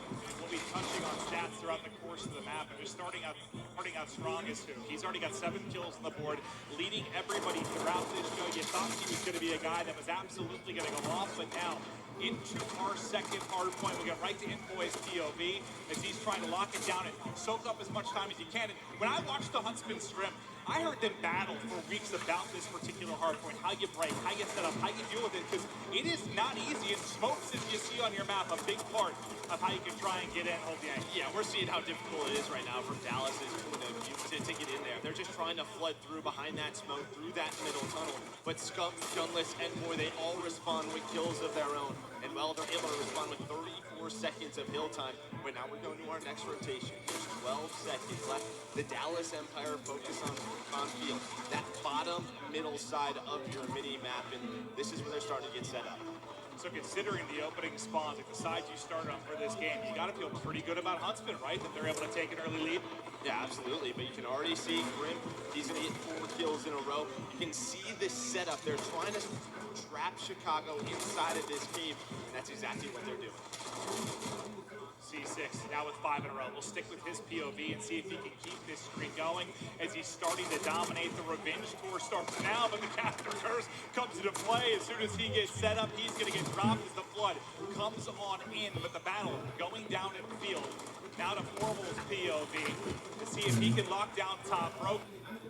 Broken, bit of a drop shot there as he picks up the kill. 4 going to go down for Dallas Empire as the time soaked up by the Huntsman. Yeah, I mean, this is 20 seconds of scrap time. That's going to continue to lead for Chicago. But again, with 20 seconds, Dallas is already thinking one step ahead. They're going to focus now on towards that west side of the cave, the top left, and they're already set up. Scump now trying to work towards this well, just going to take his time. There's no need to put too much pressure on, but as 2 go down, here comes the push from Chicago towards the front side of the hill. Back in the cave we go. Chomsky now doing what he can. Teammates looking over him. 4 going to drop for Huntsman at a time to soak up a ton of time. Now for Empire, they look to retake the lead, and just like that, Empire going to go back out in front. Smokes in his Huntsman trying to get through, but you see that kill feed on the left side of the map. It has been lighting up blue. It's been all Empires. They got the early rotation, and you kind of saw that tutorial video for Hardcore, and you heard the devs talk about how big it is to get set up early, but What do you think is like the biggest difference between Hardpoint this year versus previous years? 'Cause I think that's been the biggest skill gap early, is just learning to adapt to the new play style. It's almost like you have to play 2 Hardpoints ahead. I think the Desh touched on it briefly, but it is so difficult to break some of these hills, especially on Cave. And you saw that. So Chicago, they already know what they have to do. They're giving up this scrap time. Now we're going to go to our final hill of this first rotation. It's going to be towards the bottom right. It's going to be that cliff hill. And, well, Dallas, it's not the worst thing to break it from the front, but you have the advantage right now for Chicago. Well, the scripts we've watched, what's been maybe like the biggest point of contention for this particular hardpoint stood out the most to you? Well, I mean, if you can push through the front and get control of the hill, you can spawn your opponent so deep, wide right, and then after that, you can chain the hills together. You go back to town center, and you can gain such a big lead. And that's maybe a difference, though, between this title and the previous hardpoint. The ability to, like, almost like, okay, you have that good spot at the back. You have the closer spawn to get to the hardpoint. That's fine. We're going to pin you there and try to fight into the hardpoint. But so far, it's been Huntsman that have been able to do it. Yet another lead change, and Huntsman going to go back out in front. This will hop on with flight. And that's what we've been talking about. Because it's so difficult to break at times, you have to be able to respond with a hold of your own. And we know how close these two teams are. It's going to come down to 1 or 2 plays. Who's going to make that mistake? But that's going to be it for the first rotation. We're going back to town center. Just to update you guys, on Dallas, you have Luke and Krim who are really leading the way. On the other side, it's Gunless and Arcedes. The Arcedes 15 and 8 right now, sitting around double positive. Also soaking up 40 seconds inside of the hard point. But our first set of rotations now going to be in the books. It's a 15-point advantage for Huntsman. We'll get into our second set of rotations. So right back into this town center as everyone vies for control of mid-map. Lining them up is Formal and Scump. They'll take down 3, they'll take down 5. The entire team wipes them out. And look how far out Dallas Empire is now spawned. Yeah, Chicago just made such a good play. We talked about you have to be able to respond. This is going to be 2 hills in a row for Chicago. Potentially third. Hook right now trying to fight his way through that cave. But all of Chicago spawning on the right side of the map for hill number 2. And they just did one of those things that we haven't seen that often since the switch from 4v4 to 5v5. Like, get a clean 5 down. That's one of the few times we've seen you able to spawn people out deep and really get control. Yeah, but Shotzi right now on the Dallas Empire is trying to make the play. He's already inside Cave East, inside that second hill. One player, who is that? That's going to be Arcedes. Well, that player's right behind him. You can see what happens. Dallas ends up flipping the spawns for hill number 2. A heads-up play out of Shotzi. Yeah, he was just outside of the static cam. He's basically laying prone right outside of the outpost. Pops up, gets the kill. Arcedes doesn't suspect him, and Shotzi able to get in. So right when we thought it might be Huntsman running away with it, it's Empire again that make the run. And this is what we expected between what we expect to be 2 of the top 3 teams in the game. A battle on map 1. And again, on the Dallas side, it's Krim. He was just on another course where he's 24 and 18. Shotzi doing the objective with already almost 2 minutes on the hill. But here comes Chicago starting to get pushed up. And if you get pushed up on this hill towards the front side through the hill, you can spawn them towards that back tunnel. And if you can get set up for field, you have them there stuck. See if they can do it with 10 seconds now remaining on the hard point. It's Empire. That'll pick up the remaining time. But if you take a look at the rotation, you kind of see it there on X-ray. We'll focus out the field. Arcedes already going to be set up in the hard point. Trophy out. As they'll look to add on to this lead. You thought for a second they were going to pull it away. They got up 20 to 30 points, and things sort of collapsed from there. Now a chance to make another run. It's Formal trying to control mid-map in yellow. Arcedes now going to push out and watch the backside push. Yeah, I love this play from Arcedes. He knows that they can go all the way around Cave, and that's exactly what Shotzi did. And because Shotzi did that, he spawns Dallas Empire right where they want to be. They're trying to push through this broken side. They have a pinch coming through Illy, but they're, well, it looks like they are going to get on this hill. And then again, the break starts with Shotzi. That's 2 big impact plays from him. I thought Arcedes did enough work. We kind of saw him shift that focus towards like a back wall push, and he got 2 kills. But right after he drops, the dominoes go the way of Empire, and they're able to get in. And this now has to be a great hill for Dallas. You know, Chicago's going to get the final 10 seconds here. You have the rotation. They're going to be close to 200 points, locking up very close to that first map win. So for Dallas here at this 4th hill, Cave West, this has to be one to bring them back. Out there in the control. How much success can they find? Plays in the angle, takes the gunfire, gets some damage in, but now the smoke comes in. You can see how crucial that is to cut off that line of sight, but it doesn't matter. They already picked up 4. As I say that, though, Huntsman, find a couple of picks. Is that going to be enough to get into the point? So far. They haven't been able to find the opening, and you can see the space on the minimap how tiny these chokes are. These two little bits in cave that they're trying to get through. And you saw the POV from Placers, the Angels taking hold of those power ARs. As Empire, they're doing the work. They're making Huntsman pay. And what seems like the 40th lead change may be in the works. Yeah, but again, the 20 seconds by Arcity. Him and Scump were able to find 3 kills in a row, and now they're set up for the 5th hill towards Cliffside. This is exactly what they wanted to do. So they're able to contest. They take 20 seconds off the clock of Dallas Empire, and now you have this setup, which they did so well that first rotation. This might be the most important part of the match right now, if Empire get right, because Huntsmen are going to be close to putting this out of reach. They have the ability to win the game here, but obviously it's going to be very tight. They need to soak up almost every second. Formal, though, stun out. Simtex out, trying to hold the bridge push on the backside. That's going to be 4 that are going to fall for Empire. They're still going to be inside. The spawns now coming in from Empire towards Mid-Map as they continue to try and flood. They were able to clear them out of back yellow. Now a chance for a pinch. As Huntsman are coming off spawn, there's an opening there for Hoop to get in. Hoop might be the one that can make the play as his teammates follow it up. It's just not quite enough. The close spawn and reinforcements are there from Huntsman. And with 23 seconds on the clock, they can still win it here, Joe. Yeah, they're trying to get in. They have to contest. They have to contest a minimum 5 seconds. Nice couple of nades coming through. You see the wall bang comes through. Can they do it? Arcees is on a 5 spree right now, and they did it. So we're going to go back to the first hill. This is exactly what Dallas wants. And, well, who was really the key for the Huntsmen throughout that middle of the game to give them the lead? It's Formal, who's now 30 and 23. They still need 3 more points to close it out. So into the 3rd set of rotations, right back to mid-map we go. It's Shotzi, Clay, and the crew trying to lock it down towards yellow. Smokes out as they look for the break, but they've got to be perfect. They can't allow any break to come in, Joe. Yeah, and Scump right now is really making the play. He's going on a big pinch. He's able to find 1. What else can he find? Scump trying to stay alive. Able to find 2, and just like that, Chicago win map number 1.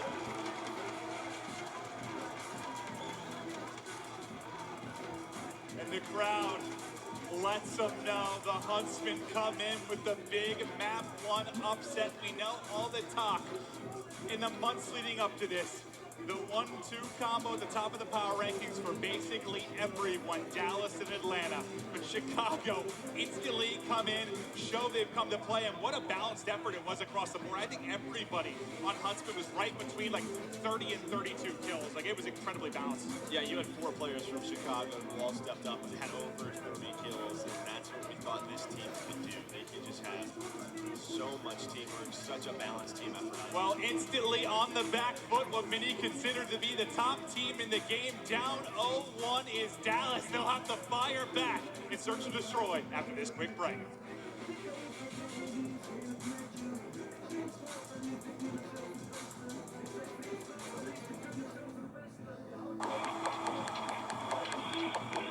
This is it, the official Overwatch League apparel.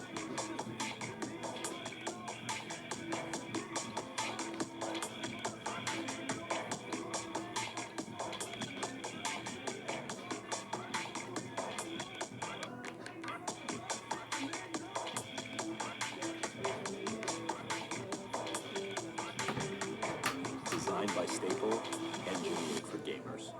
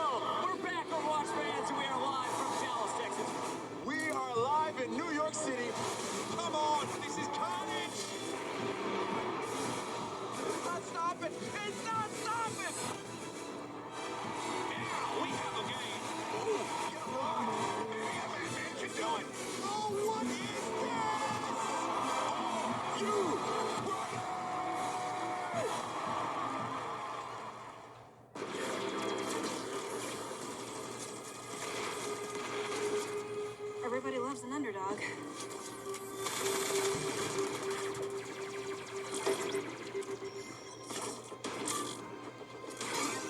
Me? I prefer a dynasty.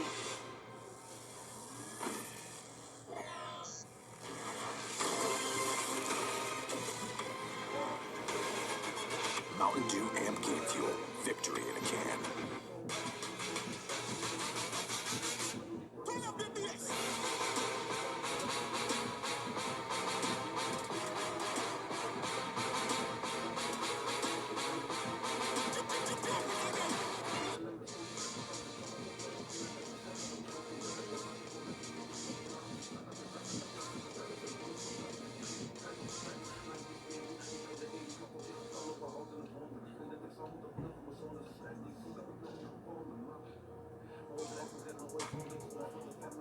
Metro by T-Mobile.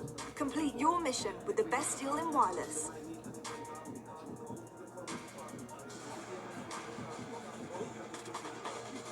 It and it's all good.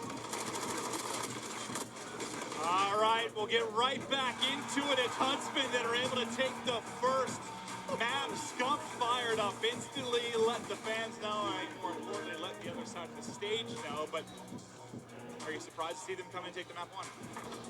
I don't think I'm too surprised, right? I think we know how closely these two teams were matched up. It just came down to a couple of plays, right? There was a setup where Dallas has to be able to find those last 20 seconds or so, and that's really the difference maker. There was a lot of scrap time early on for Chicago that they were able to find.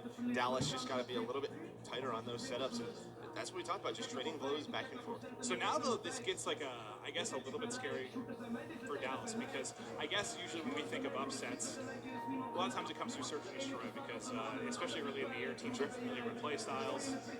You lose that map one. Now search is anyone's to take. Like, who the hell knows who's going to dominate here? I know the favorite. We think the better search team is going to be Empire, just based on some online results, and a lot of the young guys have been grinding. But who knows? Yeah, I think this is the one advantage I gave Dallas was in search and destroy. Just early on, they were really setting the tone. They were dominating online. Hook, Shotzi, Illy continue to grind online tournaments. There's a tweet from them like every day, like 3v3 channel. Yeah, like these guys, they know how important search and destroy is. So if there's one advantage I give them, it is in S&D. Like, we know the talent that Chicago has, so Respawn really didn't worry me that much. But as you said, this has to be a response. And we talked about it pregame.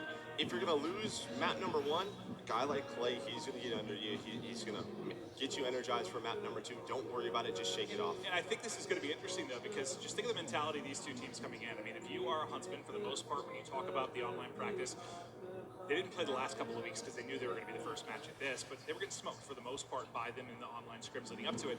And if you're Dallas, you didn't lose much. I mean, here and there to Atlanta, but that's about it. Is it a bit of a shock when you come in and drop map one? Like, they got to respond, like you said, but it's got to be a bit of a punch to the face. Yeah, it definitely is. But before we get into map number two, we have another CDL explainer for Search and Destroy.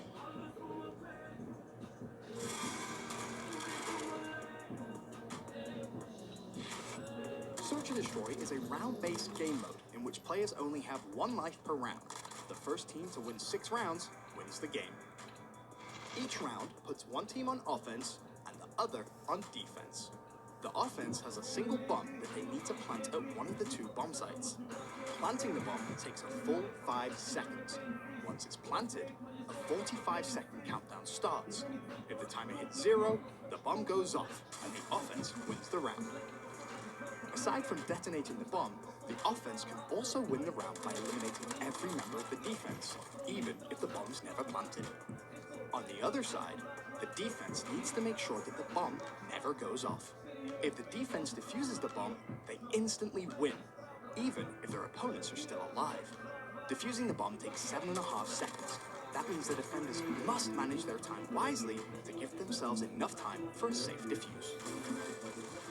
The defense also wins if they eliminate every player on the offense, or if time runs out before the bomb is planted. Since everyone only has one life per round, expect teams to move across the map slowly and methodically, using utility like smoke grenades to conceal their movements, and weapons like sniper rifles to pick off opponents from afar. Teams switch sides every round. The first team to win 6 rounds wins the game. It is time for map 2 between Dallas and Chicago.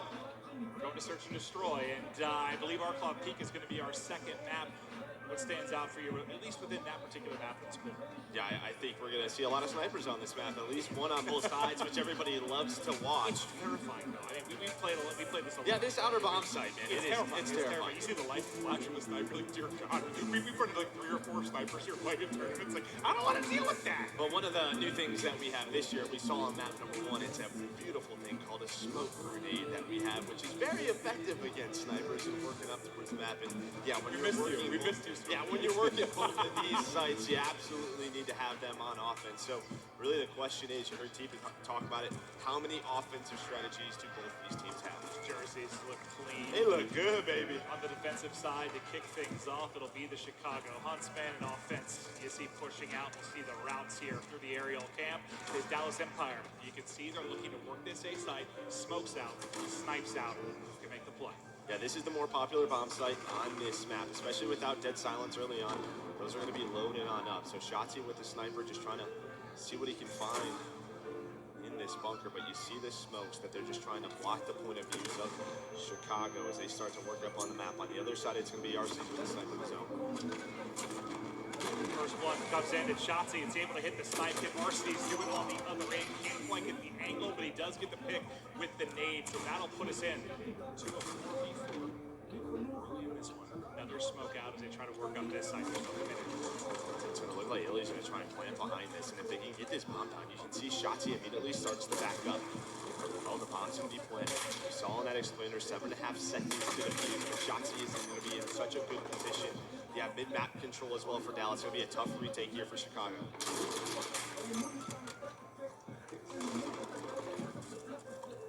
Starting with the retake. They have the 3 versus 2, so they've got the edge in numbers. Well, just for a moment, Varsity starting to move up. Shotzi with that power position you talked about. Snipe at the angle, watching the bomb. He gets vision. Sees the snipe angles there. Going to back down for now, but you saw Dead Silence gets popped. RC's going to try to make the play behind it. Silence tries to get the peek, but Shotzi right between the eyes gets the shot. And Dallas Empire take round 1.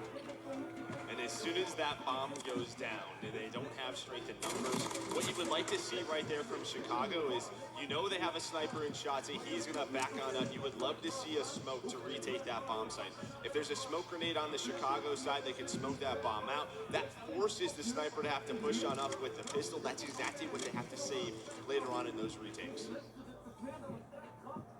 It's going to be C6 that has the nice opening round 3-0 to kick things off. And Yeah, Shotzi, they 7 in map 1. yeah, Shotzi with the other 2, and you saw the big snipe there. He hits 2 snipes in the round. Now, it looks like it's going to be a similar push out of the other side for Huntsman as they start to look for the opening. They've still got 1 watching mid-map, 1 towards the top side of the mini-map as well, looking for any kind of play behind Dead Silence, maybe looking for a quick opening flank, but with the first blood, it's Formal that finds the kill. As I say, watch that player in the top right. That's going to be Envoy. We're going to see what he's going to work on. You do have Illy, who's watching that side of the map for Dallas, but you have a lot of time to work with. As we said, you're going to wait for those Dead Silences to load on up, but it looks like Chicago, they're going to regroup. As 1 player does go down to make it a 4 versus 4, and he starts to get pushed up. Yeah, he uses Dead Silence, he makes the play, going to catch him off guard. Formal's going to get dropped in the beam there from Hook as he takes 2 down with him. A 3v2 edge now for Dallas Empire as they look to hold it on defense and get the 2-round edge. Back over to Shotzi's POV with the snipe. Is looking for an angle. Got eyes on Scump for just a moment. Still some time to work with. Ooh, he gave a haircut. Envoy is going to go down. So now it's a 1 versus 3, brought down to a 1v2 for Scump. You've seen the Twitter videos. You've seen the highlights. He's had his fair share of clutches early in this game. Does he have another one in him? 35 seconds now to work with. Has both players positioned now. So difficult to do. And I like that from Shotzi, right? Don't over-challenge, don't peek without your teammate. They're just playing for information, playing for time. He has to plant the bomb with at least 5 seconds left. He's looking for kills. It feels like Scump's going to have the World Star 1 if he's going to make this happen. Dances with death again is Shotzi, but he stays up. The 2 youngsters trying to hold on for the edge within this game 2. Scump now 7 seconds to work with. Nothing to do. Not enough time. Last player's not going to peek. They'll get away. And that's a 2nd round to Empire. But I love Yeah, I guess how that was played by the youngsters. I mean, I guess if you think you worry about them maybe on the main stage here for the CDL for the first time, maybe a blunder, some kind of miscommunication, they played it perfectly. Yeah, I think Chicago, they get that first pick, and you can see they were starting to regroup, but during that process, they left a lane open, and that's when Hook was able to find those. We'll take a quick glance at the stats. C6 still out to the great start. He's going to be 5-1 through 2 rounds. There's a big mid push from Dallas. This is what I'm talking about. You know, you start towards A, but into that second round, offensive round, they're starting to go towards B. Nobody is there for Chicago. There's one player towards the mid tank. That's going to be Formal, and they've given up this bomb site. This is a little bit scary. Going to be a tough retake here for Chicago. You're already down 2-0. And now you might give up an early plan. Here comes the wrap back, though. Formal gets in, Formal gets gone. It's going to be Hook holding the top, and there's the first blood advantage to Dallas early in this round as they continue to try and work the plan. Yeah, and I like this from Dallas. They know they have the position. Yeah, the bomb's not down, but Chicago, they've given up so much of the map. You still have 3 players in Dallas towards middle, 2 inside this B site, just taking their time. They know Chicago has to come to them. And bombs being planted right now, so now 45 seconds to work with for Chicago. And Boy trying to stay alive, but he's going to get pushed. And you can see how hard these gunfights are due to the early control from Empire. You have players peeking in from Huntsman trying to find an angle, but already set up is Dallas, and suddenly it's going to be Scump as the last man up yet again. Takes one with him, but only 25 seconds to work on the defuse. The 1v4 now to a 1v3. He'll get gunned and dropped, and it has been clean from Empire so far in Search and Destroy, and well, Joe, that's what you were expecting coming into this. And again, you're seeing the advantages if you get the bomb down on offense. It's just difficult to do. The first time Dallas goes towards A, they get the plant. It's all set up for Shotzi. Right there, they're planting it so that Chicago has to be peaked from top middle. Right, they're just taking the map away from Chicago. Great couple of offensive rounds from them. Now, what can they do on the defensive end? But I think the bigger question is, can Huntsman get something going? Gunless yet to find a kill so far in this map too. Starts out 0-3. They want to go right back to that A push. But Shotzi's getting aggressive on mid. I believe he's popped his dead silence and he is flying. So Shotzi might be very quick to the flank or an angle mid-map to get some disruption. It is Arcees that's able to hit a snipe to open things up. Advantage early, at least going to be the Huntsman, but the trade's going back and forth. That mid pressure from Shotzi does turn into a kill. Yeah, there was an early smoke towards this A site that Hoot just runs through. He's able to find one, but was quickly traded. So now it's a 3 versus 3. You have Illy on the other side of the map. All of mid-map is given to Dallas, but Chicago's just going to take the bomb site. Another retake situation. What can Dallas do this time a little bit differently? They need to time this properly because you're waiting right now for Illy to work up on the flank. Try to find some kind of opening. He's going to have 2 to deal with as well. If we can go to Illy right now, what can Illy find? Absolutely nothing. The King is there locking it down. Now 1 versus 3 for Clay. And Scump takes 2 down with him. Huntsman finally gives the crowd something to cheer about as they get their first round up. And was there a key moment maybe within that round 4 for you for Huntsman? I mean, Dallas takes a risk, right? They try to go middle map heavy, and Chicago just responds with a lot of aggression towards A. They're able to take down who is that early defender, gives up that bomb site. But Illy's just trying to work up the flank very slow. That's nice teamwork from Chicago to realize we can back up towards our base, watch the bomb from afar. They did just that. Yeah, it's like he gets there 5 seconds earlier, maybe catches them before they're set up in a power position, but you saw how difficult that looked. You saw from the Huntsman POV, but not easy for Illy. Now Shotzi, who made some noise with the snipe in the opening round of this Search and Destroy, maybe potentially do it again here. And look at the minimap if we can. Look what Chicago has to do because of the last offensive round that we saw out of Dallas. They have 4 players towards the B site, only 1 back A. That's those small adjustments. Gunless tries to get aggressive towards middle, gets taken down by Clay. And guess what? The A bomb site's opened up now from Dallas. That's exactly what you want. Continue to move those offensive rounds around. The woes, unfortunately, for Gunless continue within this map, too. But now with the bomb planted for Empire, they've got the advantage in numbers, so they'll look to hold. Illy's just going to play it prone right behind and kind of play bait as they try to push in. And 1 by 1, Huntsman gets chopped down. They might not find a kill in this round. Last guy's going to be RCC's trapped inside a hostile, and he will fall. Another dominant and clean round from Empire. And look at this position from Hook. once again he finds the opening in the bunker. He's just waiting at that stone wall. Chicago, you gotta come out sooner or later, right? He pushes up, able to find the last 3 kills of the round. Nice execution so far from Dallas. Has it been kind of the execution, the aggression The from Empire map offensive, control? yeah, the offensive variations that we're seeing from Dallas. Chicago's trying to figure out how they can respond, and they just can't. And I think on the desk, team was talking about the need for Huntsman to have that variation. It's Dallas that we're really seeing it from here, keeping them honest for sure. But we'll go to the aerial cam again just to see the break. And once again, looks to be aggressive out of Empire. And here's a big mid push from Chicago. You are going to have one player to be that's going to be Clayster. And look at how aggressive Illy is getting up this bunker. So he's just trying to get all the map control that he can. Scump's working up towards B. They're going to get this bomb down, but there's a lot happening elsewhere on the map. I think Illy ran right by someone. That was actually Arcity, so Arcity should have a free kill here soon. They'll get set up in the site. Take a look at the gunfight for Crim6.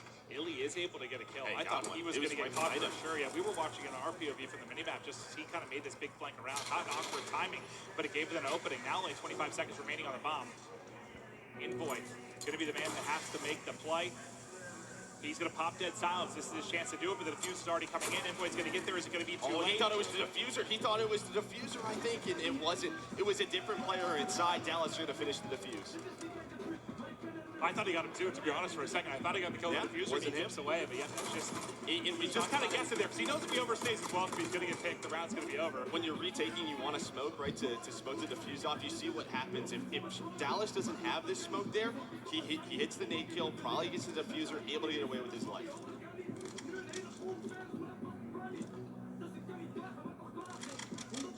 One more round, and Empire can tie us up at 1-1. Gunless right now at 0-6 for Chicago. On the other side, it's Luke again. Historically, he's been great in Surge, man. He's been so good, so you gotta wonder what's off with him right now within this map, too. First blood, once again, to Empire. And that was Envoy just trying to get aggressive towards the top side of the map, but Clayster was ready for it. In a very spread push. Number one is who he's working up towards the middle of the map. He was getting aggressive as well. So far, the first two to drop. Both players trying to get some kind of aggression. Now, Gunless, yes, we can make some noises. Gunless gets his first kill for the Huntsman. But if he can get going, if you're going to come back down 1-5, you got to think it's going to be the back of Gunless getting something going. But those some clean shots from Illy with the M4 over the top of those power boxes at the A site. And all he's doing is staying alive right now because his two teammates are trying to work the flank, and they're doing that wonderfully. Shots he finds formal. Now it's just down to 1. Is Gunless the last man up? Can he clutch a 1-on-3? No, he's not able to do so, and Dallas are going to tie the series up at 1-1. What a performance there by Dallas within the search and destroy. It was never really in question. Clean from top to bottom, only drop around. What did you love? I loved what they were doing on offense. Right away, they set the tone. Chicago were always trying to play catch-up. And when you're trying to play catch-up, that's when you're using dead silence at the wrong times. You're trying to make a play. And that's exactly what you don't want to do. Well, you heard our thoughts on that map too, but let's get it down to the desk to hear from Team and Nameless.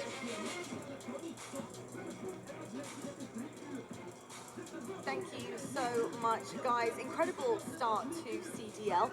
Let's just talk about what we just saw. It's a lot to take in. I was very, very excited about seeing some gameplay. I mean, starting off as a cave hardpoint, I felt like it was so difficult for Dallas Empire to set anything up when Chicago were just breaking everything that they were doing.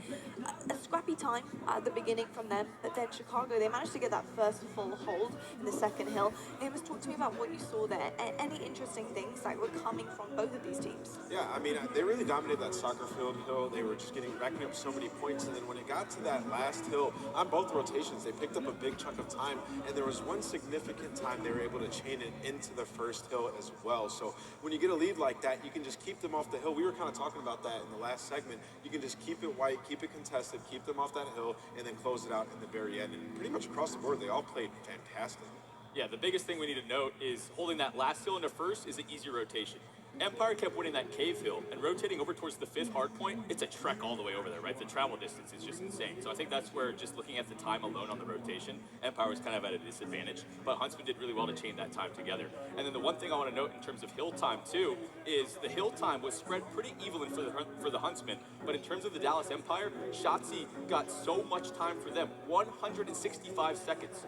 Who else is getting in the hill? You want someone like Shotzi as aggressive as possible on the hill. It's a mistake to have that guy eating up all that time and not, running at them over and over again. And that's scary if that's going to be the case, because online he's been the guy who's been picking up 2 minutes of hill time every single map. Yeah. So if it doesn't translate over to land, it can be very scary. But it was an extremely close game, and RC's and Formal both went off, so maybe it'll change up on this game. Indeed, I was very impressed with Shotzi. He was really good in terms of his knowledge and his tactical gameplay there, fitting into his team nicely. His little sneaky play, hiding right by the hill, managing to kill that Huntsman in the hill, was nearly a potential game-saving moment for them. And unfortunately, it couldn't quite perform that way, but we're going to have a look at our US Army tactical play of the game and take a look at what they thought was the most incredible moment that we saw here. Now, here we go. We've got Gunless last alive right now, and we've also got Claysis. There's a 1v1 here, TP. In these moments, how hard is it to clutch up as a whole team? Well, in that sort of situation, the Dallas Empire has so much map control early on, and that gives you information mostly. Huntsman was so uncomfortable on the map. Dallas Empire was throwing so many different looks on offenses, spreading the map out, sending multiple people at each side in each lane. And you have to give a lot of props for Shotzi, with picking up the sniper kills. When you open up that lane, whether it be on A or the B side, it just kind of crumbles the setup, because one more extra player from the Huntsman has to rotate back to kind of cover that position, and that gives Empire so much control of whatever area of the map that they want to do. So we saw multiple times they get an early pick, use the smoke to creep up towards the A-bomb, plant that down, even planting over towards the B side as well. Great variation on offense for the Empire, and they just really took control of the entire map. We're going to have a look at our game highlights right now and see exactly what had in store for the teams on the stage and what they managed to do up there. Some really, really impressive stuff here on SMD. I was very surprised to see RCT sniping over Formal though. Nameless, do you think that was a wrong decision for them? Yeah, I mean, in this circumstance, it was cool to see, Empire switching up like Teep was just talking about. And when you build an early lead like that, it gives you sort of that privilege to be able to try different things out on the map and go towards B, because, you just dominated them at that A site. They're going to probably start to stack it. So, we saw Illy creep up to that bomb every single round with that smoke, get it down. And then we saw Hoop get more comfortable playing in the trench, and he started to pick up those 2 pieces. And that just allows it to be so much easier when you get that first blood to win those rounds. And Shotzi off the bat, I believe that they were actually down in numbers, and he had that sniper. He was able to just pick all of them off before they can defuse it. Big thing to note too, moving forward with the Huntsman, I know it's just one map, maybe it's just that setup on that particular map, but RCT's sniping over Formal? I don't know. It's an interesting note. Formal's one of the most prolific snipers that we have in Call of Duty. I wonder who sort of made that decision, whether maybe it's map specific. It's interesting to know. I'd have Formal snipe too. But. I know. I mean, I question that myself. It's an interesting one. I don't think he performed really well on the sniper, but we also saw Sim. He also carried a sniper at previous points in CWL, and it was interesting to see how they were all switching up their different roles on their rosters. So we'll see if that continues as we go forward with the tournament. We'll see if there's any switch ups there. But I want to talk about your personal highlights and who you're going to be looking at. Who was really impressing you here, TP? So Ant and I sort of agreed talking about this first couple maps that Illy's going to be the guy that needs to step up in the respawns. Just looking at the stat line on map number 1, I think it's a combination of my point from earlier, where Shotzi's sitting in the hill for so long, and Illy's being put in these situations where he has to be the aggressor, the intro person over and over and over again. That doesn't really allow someone to get in their comfort zone, and putting up a stat line like a 0.6 KD on a hard point for your first land match isn't really what you're going for. So, Nameless, I've got to ask you your personal highlight. Who did you have your eyes on? Who were you impressed with? Yeah, I mean, it was Illy. I wanted to see him, step it up in that game too, and he did. He was playing that role, getting over to the bomb and planning it. But I think RCT's on that game 1 was incredible. He was dominating them, even like 32 and 19. And it's not easy to outshine the players that he teams with. He teams with some super slayers on the squad, and he just played so good from top to bottom. I'm excited to watch him throughout the rest of the series. Me too. I think that makes all 3 of us up here. Well, we're going to head over back to our game now. I want to see what's in store for map 3. Heading over to the Costas. Thank you, Lottie. We're all tied up 1 apiece. Maybe not going as expected, but one that seems like it might go down to the wire. So the top teams coming in. Respawns, we thought were pretty 50-50 between these 2 teams, and maybe you give a slight advantage, but what I was thinking was that Dallas was going to be that good at search and destroy, and that's exactly what we saw. They were comfortable. very, very comfortable. But now Dom, we haven't seen him for a long time. It has been one of our game modes. We've had uplink, we've had CTF, we had control last year. We've had a variation within that map, within that mode. Now we go to Dom. Early on, I guess, what have been your thoughts about what you've seen from teams just in scrims on this particular mode? On domination, Yeah. There is, obviously we're going to have two halves, 6 minutes both sides. There is clearly a preferred side, right? We're going to Hackney Yard right away. It's A and B, and we'll get to that. And because you have two halves, when you're spawning towards that C side, you're immediately going to want to try and flip. I mean, you're immediately going to want to try to get towards A, get the spawn that you want, and then work your way towards that B flag. All these teams, I'm sure, have been saving a couple of pushes, and I'm excited to see that. I am too. And thinking back to Ghost, though, has there been anything that's been really different to you kind of about domination, or that you've seen within the scrims for this particular tournament? Well, I mean, obviously we could talk about online scrims, but obviously some things change coming into this weekend. Now with the neutral flag, we'll see how teams play. That's right. That just got changed a couple days ago, so yeah, that's going to add some diversity, I would think. Yeah, so now maybe you have one or two pushes towards a B flag while it's neutral. You don't have to try to cap the flag as fast as possible. It just comes down to those couple of key pushes, similar to what we see in Hardpoint. We'll wait for the players to get jumped into the Dom. We're going to be going to Hackney Yard, and it's been, I guess it's been interesting for this particular map because, well, when we saw this title at first, remember when we played like way back in the beta, we're thinking, oh, it's going to be a little bit slower paced, maybe back to more kind of old school like we expected, right? And then once we actually hopped in and saw them playing Dom and some of the hard points, like, it's insane. Like, the pace at which this game is played, and that's partially due to the fact that they're playing in 5 versus 5 now within the professional side of things. But Hackney Yard's one that's just, it is fast, it is furious, maybe slows down a little bit for Dom, but it's going to be entertaining, that's for sure. Yeah, it'll be interesting to see. I mean, we've heard some rumors on some maps that some teams are running 5 submachine guns or 5 MP5s. So what do you can do here on Hackney, right? I think there's a lot of power positions for those M4 or assault rifle players. You have all those brick walls. You have top green. You have top balcony, top tire shop. There's a lot of different angles that you can work and really catch a lot of these MP5 players running around. But we'll see what each team wants to do. I mean, maybe it's something as well where you're switching it up depending on the setup that you have. If you have AB, maybe you switch to multiple assault rifles. I don't know how I feel for these two squads. Like, who's gonna take this? What's our map 5? It's Piccadilly. Piccadilly. We're just thinking of the lead up into this. We've seen almost none of, at least with the teams practicing against each other. There's been a handful that have played it, but not many. But I'm being told the game is ready to go. We're going to get right into domination, see who can take the swing game, who can take the 2-1 edge within this best of 5. The first respawn goes the way of Huntsman. We'll see if they can assert their dominance once again in domination.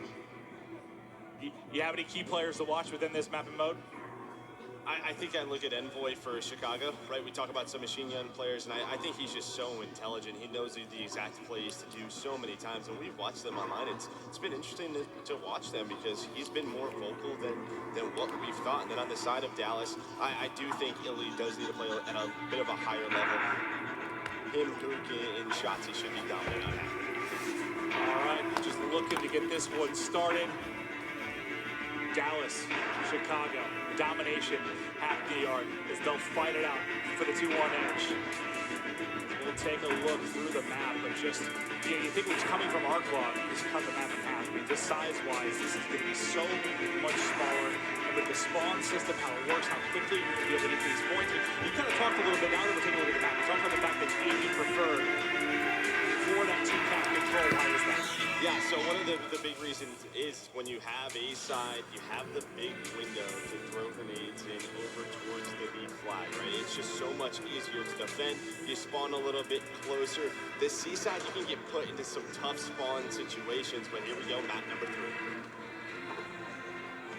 Scum just flying right into top L, looking for any early pressure through the mid steps.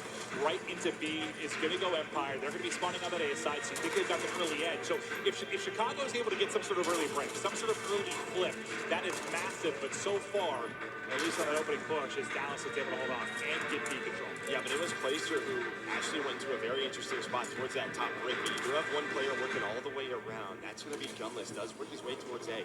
He's going to have to win a gunfight or two if they want to try to cap this flag. He is going to neutralize. That's a great play. You see him hop off of it.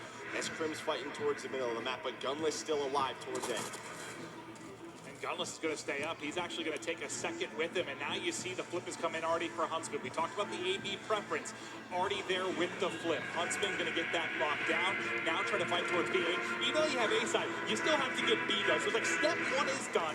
Now we focus on step two. The pressure in towards that B side is Gunless and Envoy. Start to fly on through. Set up at the van will be Gunless. Support coming in from Formal. 3 gonna drop from the Dallas Empire, and now the point starting to build. This is great from Huntsman early, considering the side they started on. Yeah, I mean, you already saw sort of the importance of neutraling flags, because Gunless, if he has to sit there for 5 more seconds without hopping off it and winning a couple of gunfights towards A, he probably goes down, and the setup doesn't flip. So a great play from Gunless, making up for that map 2 performance. Formal on your screen, able to find a couple of kills. Now what can Dallas do to try to flip these spawns or at least get some B control? Trying to do it. But Huntsman continue to hold on, watching this half-wall side of the map as Arcides. And that's been one thing that's been stellar from him, because we think about his gameplay over the past couple of years. AR. We've seen a lot of the MP5 just due to the strength within this game, and Arcides has been absolutely disgusting with it. But like we saw Gunless break towards A for Huntsman, this time it's a chance for Illy and Empire to do it, but they're going to get shut down. Yeah, I think he gets a neutral off, but that was it. So as you can see, the kill feed, for 4 in a row, and they're starting to work towards C. They may hop off this. It looks like he's going to go for the full cap right away. His Envoy, can he finish it? He does. The 3 cap is in for Chicago. So it's big now if you're at home to kind of watch this mini-map and see where those blue arrows are spawning. Where are they going to prioritize to try and get the break? Because they've got to pick a side. Right now, absolutely punished by this 3 cap from Huntsman.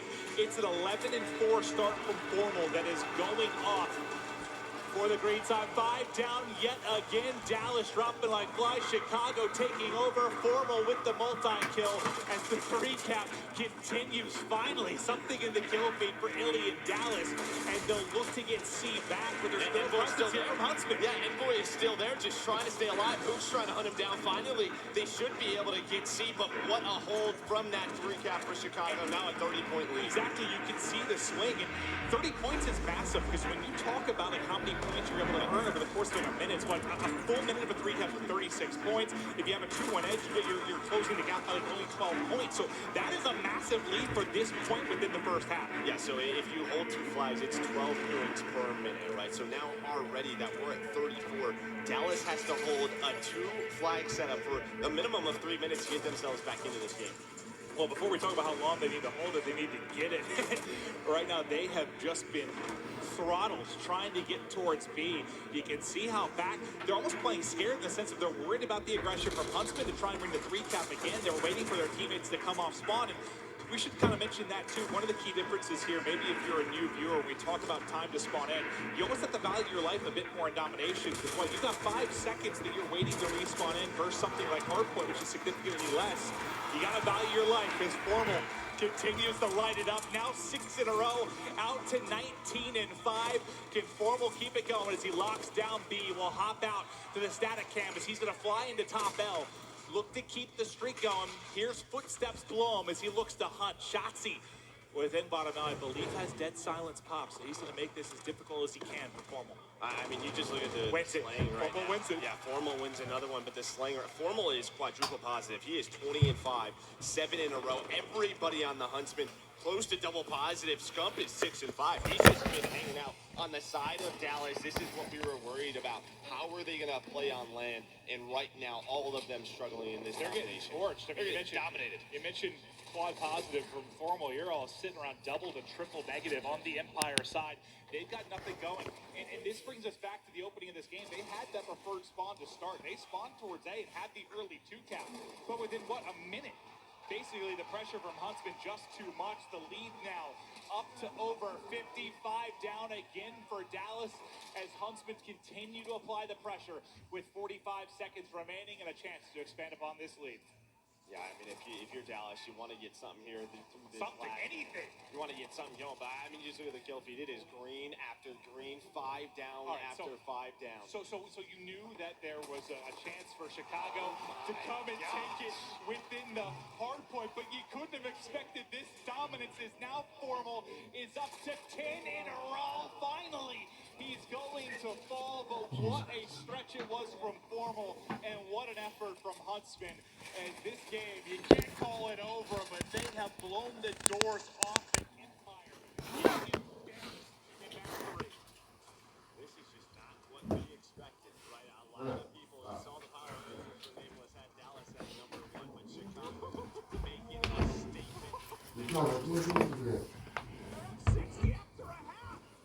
Joe, so just for those at home, so 6-minute second half. How long would you have to go for 5 minutes? Yeah, so basically the entire goddamn. I mean, we did see Chicago. They were able to hold a 3-cap. The problem is, I mean, Dallas is spawning towards this east side, and if they once again for a minute or two, it'd be all but over. They have to do exactly what Huntsman did, right? Like they need to get an early break towards A. They have to lock down A. They got run away with it, but they basically have to play the exact opposite of the first half. And I don't know how you switch gears that quickly within a map. Maybe heighten and Clayster gets them playing correctly. Yeah, Dallas right now, they're really pushing towards the middle of the map. There's 4 of them working towards A. Chicago, they're going to have an early AV set up with the game. Can the kills go the way of Dallas? The answer is no. Envoy, Arsenes, Gunless, that's 5 down once again. Setting the tempo here is Chicago. Clayster just trying to hold the sneaky position. Now looking in with the Simtex, they're going to get 4 kills. This is the chance to push through. They're at A. Hopping onto A is going to be Illy, who's trying to make the play across the map. They're going to be neutral on both sides of it, but they at least got the flip they want. They're not going to be able to quite get into B, though, as the kills are going to come in for Huntsman.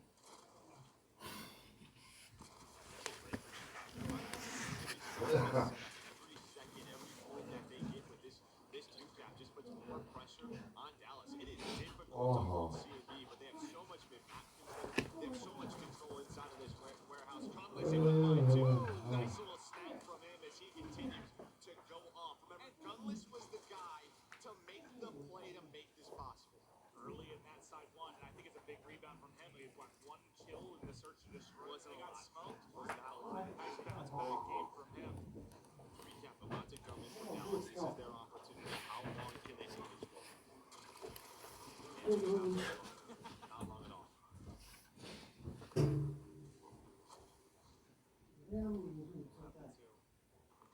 going to need to lock down 3 for so long. I think what's been a conversation within the community and on the desk and across is there's going to be times where it becomes mathematically impossible for people to come back and make your Huntsman brand has to work. We're not far from getting to that point, but maybe Hoop with plays like that can give them some life. But every second that ticks by, it's scarier and scarier that you're putting yourself in a position where you can't win the game. Yeah, Dallas still has A control. Neutral towards B. I mean, Huntsman has nothing right now. This is exactly what Dallas wants, but there's the 3 kills towards A. Chicago. This should be their flag, unless Hook and Illy can make the plays. There comes the neutral. Can he's able to get in there. He does. He finds a nice strike. Can he find number 2? He does. Here we go. Dallas, a chance for them to respond.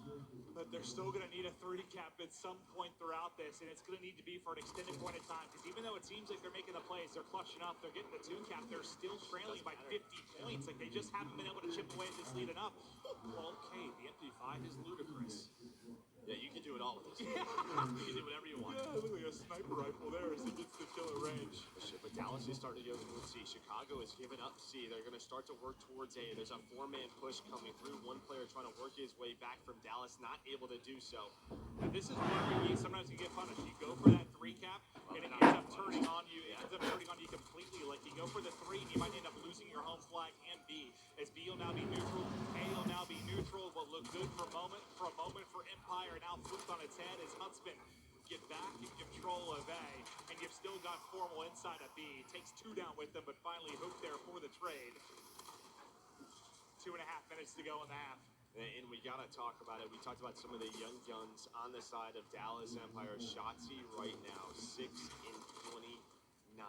Now, are you shocked to see that in the sense of, okay, if this was his first time competing at a professional level, I would kind of understand maybe the nerves getting to you a little bit, struggling on this stage, but he has big-time performances on the main stage of world tournaments and possibly esports. So, I did not expect this. Not a performance. 16-30. I mean, look, you look at that game 1, it was very back and forth. There was a couple of differences, especially in the kill category, but not domination this way. On the other side of it, it was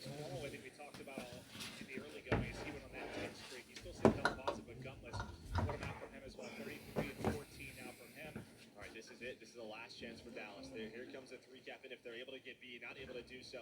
Scump and Gunless know that. They're going to get right towards that B flag. And with a 50-point lead with 90 seconds left, there has to be a full 3 gap for a long time for Dallas to get back in this. And it doesn't look like that's going to be the case. B goes to Chicago.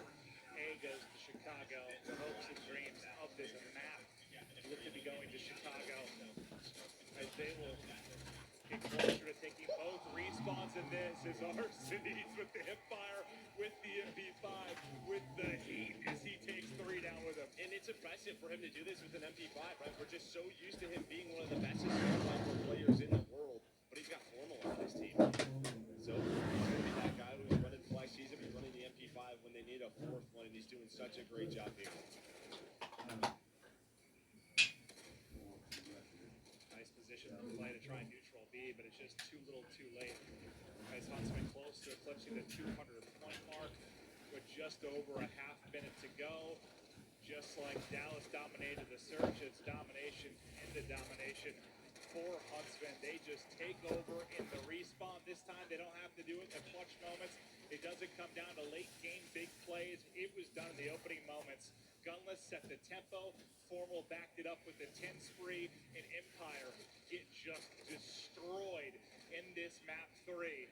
Huntsman looking strong, Joe. Yeah, I mean, it was similar to map number 1, where when Chicago holds a hill, they have to be able to respond, and right away, Chicago, they respond to see some extra love coming in. Yeah, about be shooting bodies. You never knew he would never want to do it on the main stage, but Huntsman, they don't care. They're feeling good. I think for Huntsman, like, you just hear it. You hear it all.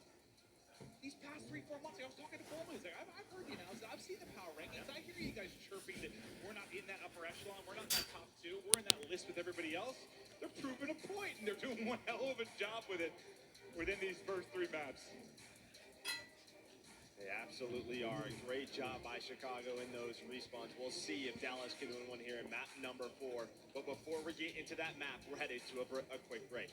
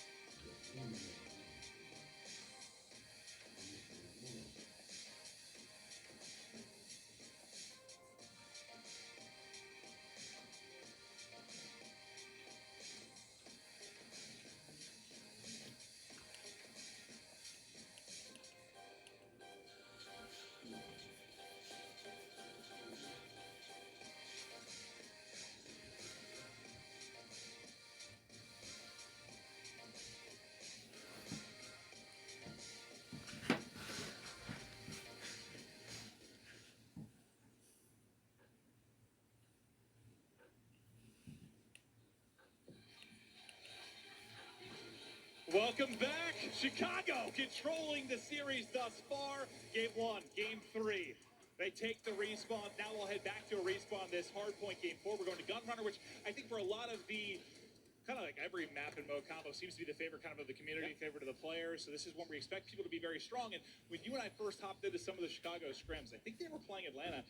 They looked really poor on some maps in that particular matchup, but when they got to Gunrunner, they looked really, really good for us. So I think that's what might spell disaster here. Fly. I mean, when you look at the respawns, they've been looking really, really good for us as well. So you have to feel confident if you are Chicago. They're doing so well right now, but Dallas, I mean, it's time to step up or, well, you lose your first match. Yeah, and obviously there's a very, very long season ahead of us. There's a lot of Call of Duty to be played, but there's a lot of trash talk coming into this. All this stuff about C6, Crim6, and his revenge tour, everything about how strong Dallas was going to be, and they have not been that so far, at least in the respawns. But I do want to take a look at the overall stats. You can see how lopsided it was. You know, we were calling out some of the key stats for you throughout the course of that map.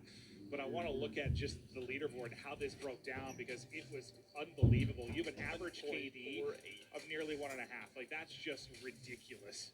That's ridiculous. Like, you're not going to lose respawns ever if that's the case. You're plus 40. We don't talk about that many times a year. Plus 50. My math is great, Joe. Thank you for that. I got you. I'll pick it up. Thank you. 50. I mean, it was gunless. It was everyone, right? I mean, it was just like we saw in map number 1. Such a balanced effort from them all.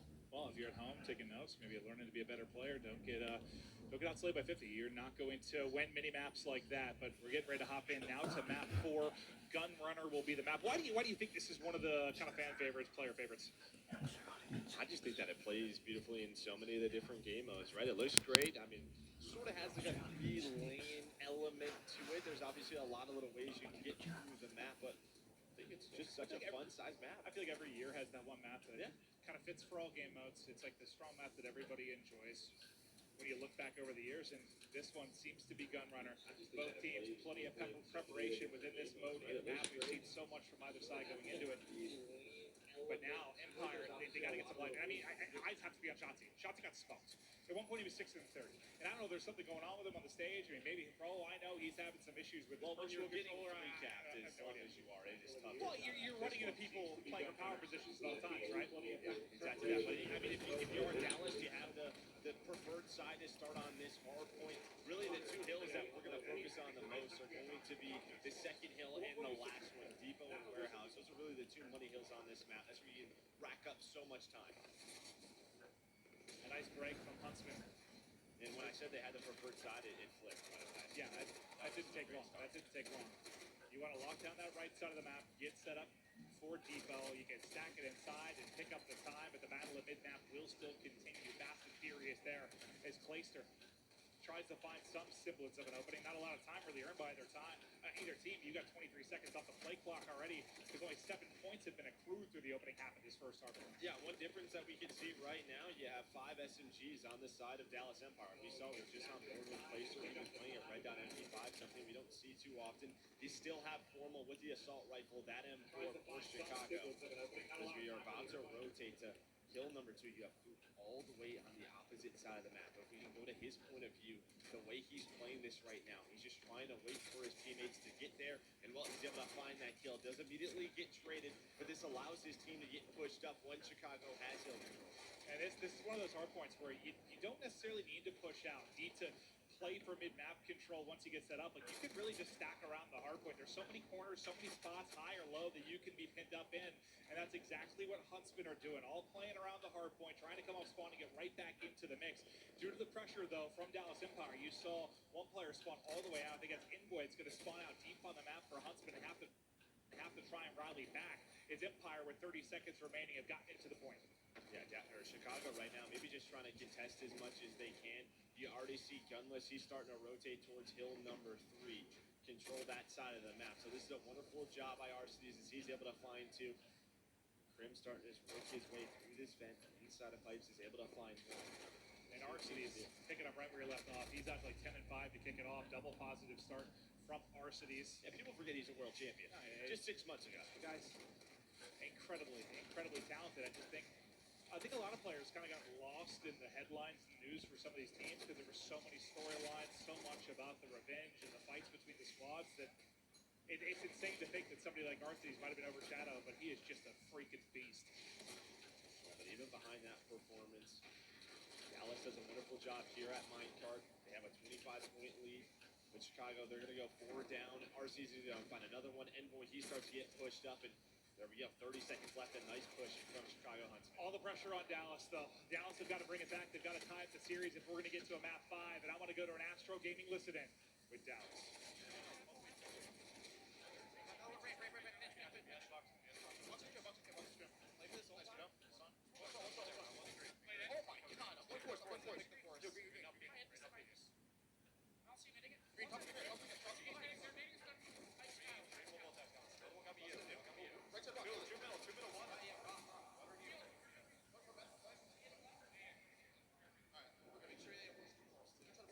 Listen to Chicago.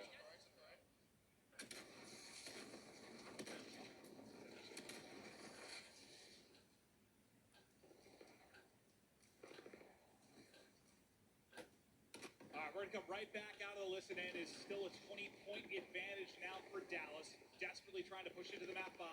They're set up, controlling the cargo boxes right now. Big wins from Shotzi and Illy inside and around the hard point. The youngster's starting to get it going. And Shotzi, I want to take a look where he's at. So he's at 10 and 9 right now, 10 and 10, sitting around even much better. He could find no flow within that last map. Can he take over here? He's going to need to. But the lead continues to grow, now up close to 50 points. Yeah, this is a bit of a unique hill, though, that we have here towards the crate side. You obviously want as much time as possible, but it almost plays like our first hill where teams are just so focused on the next hill spawns. As we rotate towards this warehouse, you're going to see all of Chicago already set up. And as I said, this is one of those money hills. And what do we mean by that? You can rack up a lot of time. There's just, as similar to hill number 2, there's so many different positions. Trying to go on a big flank to see what he's able to find. But it's Arcides once again with a huge one-on-one to give them control. It's a big trade, right? He drops there, things might get out of hand, but he's able to do just enough. Illy, it looks insane from his POV as there's just smokes everywhere, bullets everywhere, trying to find any kind of opening. 30 seconds remaining on the hard point. Chance for a lead change for Huntsman. If they can hold on, you see the kill feed. 5 are going to go down for Dallas. Empire time soaked up in dividends for the Huntsman. Right back into it, but it looked like a chance maybe for Dallas to run away with it, open up a massive lead, kind of like we saw Chicago do the Dom. They weren't quite able to do there. A nice first rotation as we go back to that center platform. And yeah, this is very similar to map number 1. Really, there's no side that's outslaying the other. You have RC going big for Chicago. Dallas much more balanced. Prim leading the way at 19 and 15. As we go back to this first hill again, you're going to want to try to control that right side of the mini-map. Dallas right now just trying to get all the scrap time they can. Gunless's POV just flying in around vent room, looking for a timing, looking for an opening to get in. I thought he'd have an angle on one for a second, but as soon as he turns, timing could not be worse. He gets caught as he tries to cut back. Well, it's a lot different than we saw the first time to this hard point. Remember, it was like 30 seconds in, no point turn. This has been dominated now by Dallas. Huntsman finally, they'll get through. 5 down once again. We've seen these clean wipes in the respawn so many times that Dallas just gets smoked off the map, and that's one of those things you can't afford. It just gives up so much map control to the opposition. And when you all 5 go down with 15 seconds left in the hill, it makes it so hard to rotate towards that next hill. And you can already see all the green arrows on the right side of your map. That new hard point pops as we head towards Depot. This is exactly what they want. You want Formal push out with that assault rifle. He is cleaned up, but you can get in all these positions. You can lock this hill down. How much time could they turn it into? Last time, this is where Dallas had the big break. Remember, it was the early rotation from Huntsman, and Dallas got in with, I think it was like 30, 35 seconds left. They were able to get a bunch of time. This time, not finding the same success. The second wave of push coming in, collapsing through the front and the side door. Scump, unfortunately, as he's trying to take a peek, he's going to catch a Syntax to the toe. Finding around forklift, hot and heavy action inside. 4 kills now for Dallas. There's the break once again, but this time, not with around 30 seconds. They'll get the final, what, 15 to 20? But it's very similar, right? Chicago, as we go towards this minecart hill, they had the early setup, but Dallas did a wonderful job controlling vent room. That's where you have Mook right now. That's where you have a couple of his teammates. We're going to go to this next hill. That's trying to lock things up. Well, it looks like they're able to do so as Arcides almost wins the final gunfight, but that time it was Prim who's able to take him down. And Arcides is just crushing again. 29 and 16 from Arcides. There's nothing too major to spot really on the other side. Everyone kind of sitting within a couple kills of even positive or negative, but Arcides is just dominating. Plus 13, taking over the map, doing it with the MP5 yet again. And once again, a clean sweep there from Huntsman. Gives him a little bit of breathing room. And Dallas Empire going to spawn out. Yeah, you can see they're starting to get a little bit pushed up, but a nice couple of kills. Clay's able to find one of them, but he still has to deal with Formal. Formal able to find two. Does get taken down. These final 15 or so seconds going to go the way of Chicago. Now you have a 40-point lead for Chicago as we go to our next crate tip. In that lead. Just take a look at the minimap. It's going to be Ilya and Shotzi. The youngsters set up towards those cargo containers, and their teammates are kind of spawning out towards back depot. They have a long way to transition over, so the numbers are going to be here for Huntsman for just a moment. But right as they push through for the break, the reinforcements come on in from Dallas Empire, and for now, able to hold on. It's really all you're seeing in the kill feed for the most part. It's 55, as it's just so fast playing around this particular hard point. As all the stuff she come out. And you saw what Arcides is able to find that player just trying to push through. Dallas is trying to get as much time as they can, but they would love to flip the spawns if possible, but 3 go down. This is great time for Chicago. They have next hill control as well. You do have Shotzi trying to work middle of the map, but Formal's locking it down. It feels like this is that big moment. This is that moment where Empire are going to have to make a play, or Huntsman are going to run away with it and close out the game. We're going to head over to Warehouse. All the green arrows set up on the minimap on the left side, all around Warehouse. We'll take a look at the static cam inside. You can see Arcides with the cheeky position up top. It's Inboy, though, that shuts down 3 with the triple, but up over the top with the haymaker. It's Arcides and the MP5 that locate the hills. Kills there's a contest, and just for a moment, that Shotzi that's able to get inside, but it's Arcides once again just finessing around these boxes and forklift. Keeps them up with the trophy. They have to get in. I mean, there's 30 seconds for Chicago to take this series. A contest comes in for a second or two, but they have to get in. And well behind those kills, Chicago's going to get some breathing room. Here comes the final push for Dallas. We'll see if they're able to get inside and at least extend this to another center hill. Arcides now 38 and 22, 2 minutes in the hard point, but it's Scum, Formal, Inboy. I think it's done. Lighten it up. 8 more seconds needed. Can Empire get in? Can they get a touch, or will it end here? Nobody's going to get close enough. It's Chicago. Come in and dominate the respawn, and they are letting them know across the stage. Woo, those are some heated words right there, baby. Anyone that thinks maybe there wasn't a little bit something extra in that match, take a look. Scump is so passionate and fired up right now, he about takes a nosedive on stage. But it's victory. Huntsman, what a performance. And I know there was a well-rounded effort all over the place, but Arcides was just incredible, Joe. What a performance from him. I mean, across the board, though, like Arcides had a couple of big plays throughout that game 4, but gunless in game 3, the entire team in map number 1, respawn dominance from Chicago. Well, I do want to get it down to the stage for the instant reaction presented by the PS4. Christopher Puckett, take it away, pal. Thank you so much, Maven. Minneapolis, make some noise for the Chicago Huntsmen. What a performance. We've got the world champion with us right now, wearing a nice, fresh shade of green. Arcides, tell me about this new lineup, because this is arguably the biggest match of the entire weekend, and you just walked away with the 3-1. Yeah, that was going to be a lot harder, but these guys are all disgusting, so this shit was easy. Oh! What was the easiest part? Domination.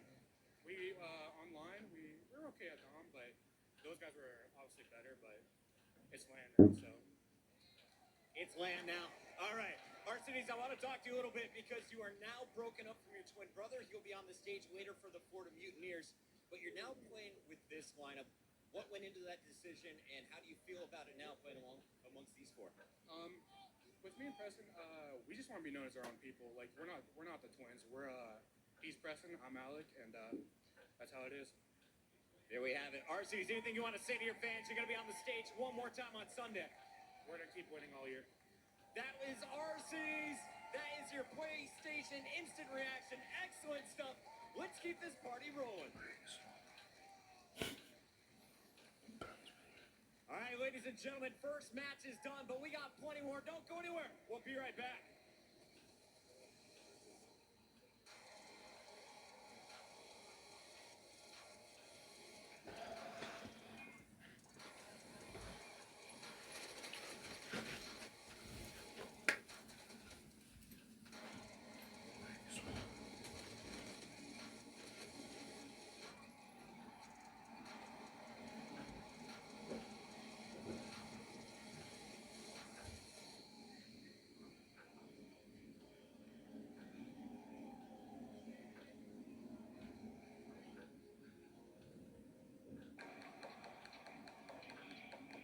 This is it, the official Overwatch League apparel.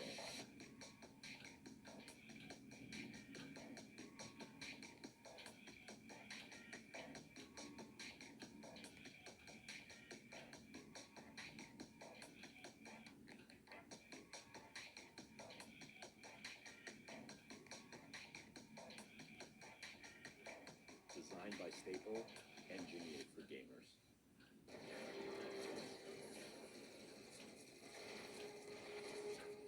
Everybody loves an underdog.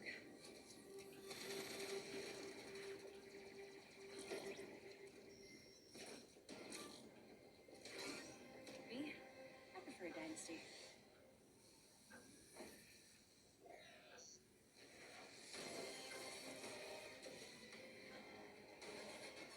Mountain Dew Amp Game Fuel. Victory in a can.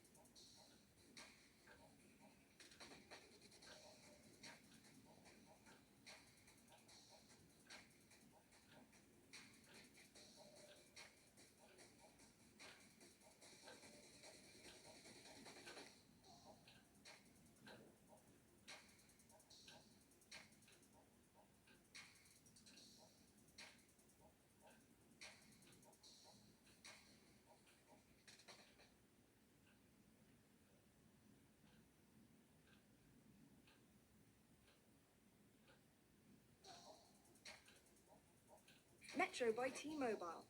Complete your mission with the best deal in wireless. Scuff Gaming, the official controller of the Call of Duty League.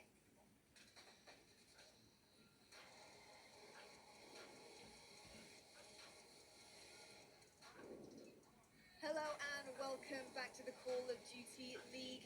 We are live here with the king of Chicago Huntsman right now, Scuff. Lovely to have you on the desk. Congratulations on the first win of CDL. You guys had a really hype moment there where you're popping up on stage. It looked like this meant the world to you to start things off with a bang. Talk to me about the atmosphere up there with your team right now. Oh, I mean, it was amazing. It just felt a lot better because a lot of people really counted us out against that team. But in our hearts and minds, we knew that we could beat them and that we were better than them. But everyone holds online COD to such a high standard. So for us to come out and 3-1 them like that, especially beating them in 3 respawns because our search will get there, is just a really good sign and a really good start to the season for us. Talk to me about the S&D, because we do know that, Nameless said to you, on your keys to victory, S&D could be your Achilles heel. It could be the one that really does let you down amongst the rest. The respawns are looking solid right now. What do you guys need to do to step up the S&D game? I mean, we just don't have as many reps as them. They've been playing S&D tournaments since the very beginning of the game, and we've had 5 scrims in it. I mean, which is partly our fault, but it's kind of hard to A, find S&D scrims, and then B, take them as seriously as you possibly can. So, I mean, again, I'm just really excited that we got good reps against a good team on LAN, and hopefully we can just build off our S&D. And you transitioned very well from online to LAN. You showed everyone what you're made of here, being live in the competition. Now we're going to take a look at some highlights from the Chicago Huntsmen. TP, what are some of your highlights from this team? I think the biggest thing is the Huntsmen were able to come out and bully them in response. The stat line doesn't lie. It was that Hackney. And when you're able to dominate a map like that, going into the map 4, as a player, I can sort of speak to that in the past. It's like, you kind of know going into that map 4, you just have that mental edge over your Just to cut you off, after that first map even, we were like, they're not messing with us. Fair enough. S&D, we kind of expected it to go that way in a sense. Obviously, we thought we had a chance. I feel you. But then after third map, we put them in a 3-cap right off their good side, and we were like, oh my god, they're not shooting back. So amazing. And right there, we see those stats right there. I mean, you played well. Everybody on the team played incredible throughout. Like, Arsene's had a huge performance. Were you expecting him to just go off like that? Oh yeah, I mean, Alex, one of those players where, you know, he shines online, but whenever you get to the important, like, hype matches on LAN, he's been that guy that just, he gets infinitely better. So to have him on the team, he's good vibes, he's an amazing AR, and he's using a sub on some of these maps and frying, so it's like, the guy does it all. Love him. Scum, talk to me about our cities. Now we noticed S&D, you put him with a snipe, not formal. Was that a big choice for you guys going to that? Have you been practicing with our cities with the sniper rifle, you know, in comparison to formal? We know that he's kind of a veteran when it comes to that kind of play. Yeah, we actually have another little wrinkle that I don't think that we showed, but I mean, they just had a conversation and were like, who wants to do it? And Matt said that he felt a lot more comfortable with an AR on that map. So, I mean, it was just easy. He was like, all right, I'll take it. I feel comfortable doing this. I feel comfortable doing that. And then that's how it went. And on Hackney Yard, you guys actually didn't have that preferable side to spawn on, but yet you still managed to absolutely dominate on that map. Talk to me about difficult positions that you may find yourself in live on the game that you can't do anything about, but how did you guys overcome that? Well, that Hackney or Dom, like I said, we started on bad side. So it's really easy to get put in that green spawn trap, like super early if you don't play it right off the start. So thankfully we got the right kills, and then we were actually able to flip them over to the pit spawn, and then we just held them in green for pretty much the whole side. We 3-capped them for like 2 minutes right off the start. So it couldn't have went any better, that Dom. That's like perfect scenario. To cut you off a little bit, Gunless was sort of like that playmaker when he was going on that flank, either at middle map or on green side to get over towards the A side. He was picking up pieces every single time. When you have someone on the map terrorizing them, winning those sub battles in close range, getting the neutral on A flag, staying alive. It's plays like that that allow everyone else on respawn to walk up and take whatever area of the map that you want. Those are the important fights as well. Like those spawn flipping fights, like you can get easy kills all day if you're a COD professional, but to win those fights where they're expecting you to be coming and there's so many angles that they can be at, like those are the fights that change like the course of the map. And I think he went double positive, so he's winning a lot of them.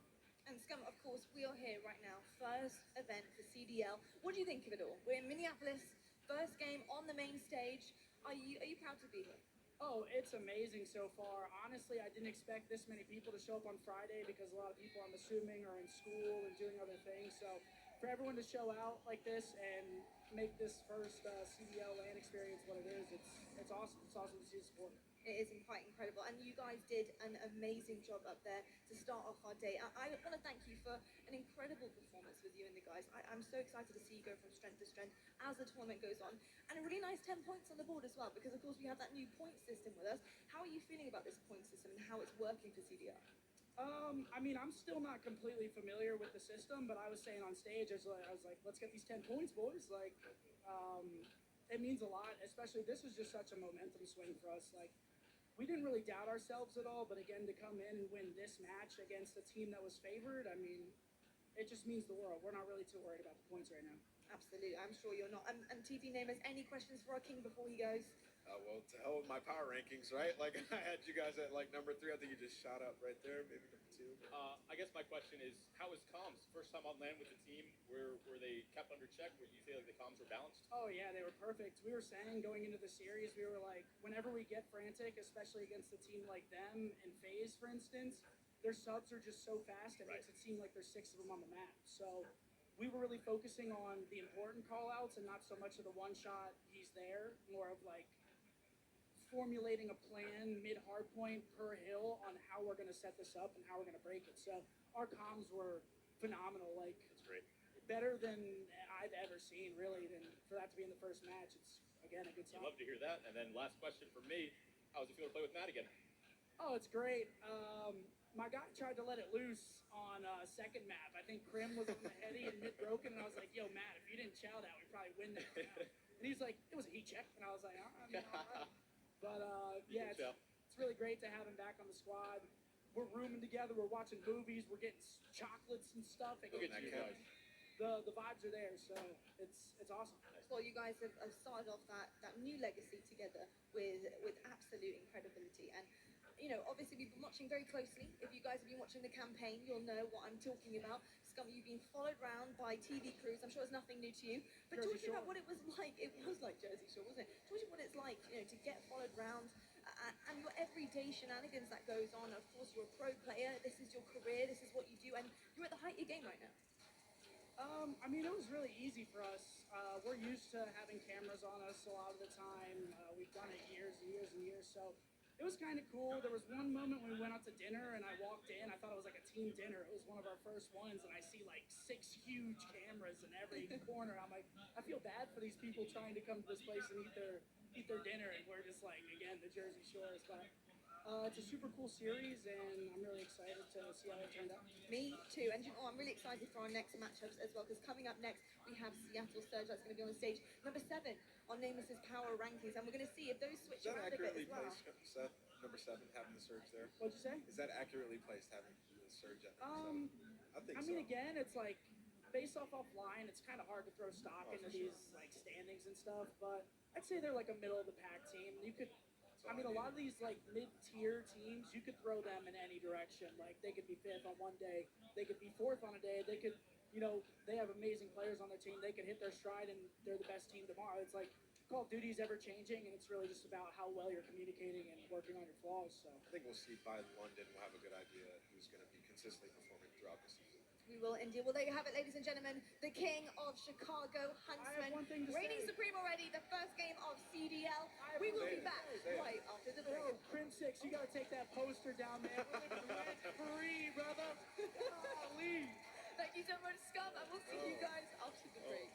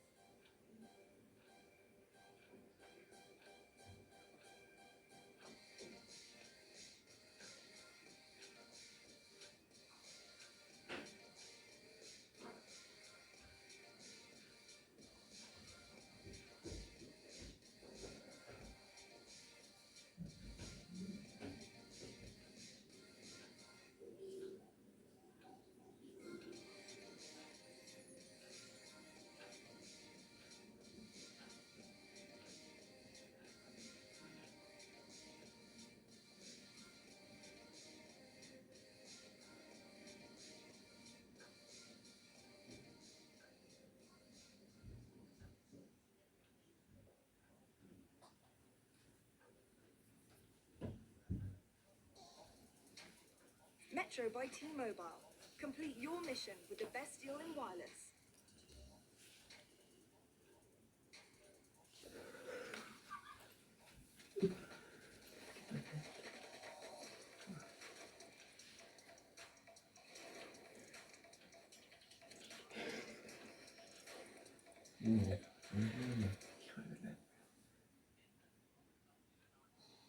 Ladies and gentlemen, mesdames and messieurs, welcome back to the COD League. Miles and Momo now, we will be taking you through the next matchup of the day, our penultimate match before we finish up today here in lovely Minnesota. Again, it's cold outside, the snow's been real. I'm not sure how you feel about the snow, brother, but that has been something else. It's been fantastic in Minneapolis, lovely city. How you, mate? Certainly a little chilly here in Minnesota, but it's starting to heat up here. And my goodness, I'm excited to jump into this. It feels good to say that, Miles and Momo back here. The CDL, we're kicking things off right. And my goodness, I mean, the first game already. We see Chicago go up against Dallas. We see an upset for what people may think. You know, the power rankings are going here, there, and everywhere. I mean, that's going to be changing already, just off one game. I think it'll be changing after this one as well. Up next, we have Seattle versus Florida Mutineers going up against the Surge. Mate, you got any quick predictions? Maybe anything early? What does your gut tell you? You got any tingles? Honestly, I mean, listening to Scump on the desk then, he kind of said it, you know, everyone's got these power rankings. And I think most definitely the Surge are above the Mutineers right now. But then you start to look at the Seattle roster, you know, and who's on that.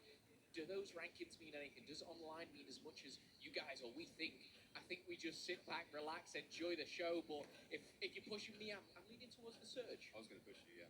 I know you were anyway. That's what you do. It's Surge. Seattle's interesting squad. I mean, would you call them the dad team? There's a lot of older They're just, you know, a bit older, experienced, more mature. There's a lot of wins on the belt, but also Apathy is on his way to becoming an actual father. So a huge congratulations to him.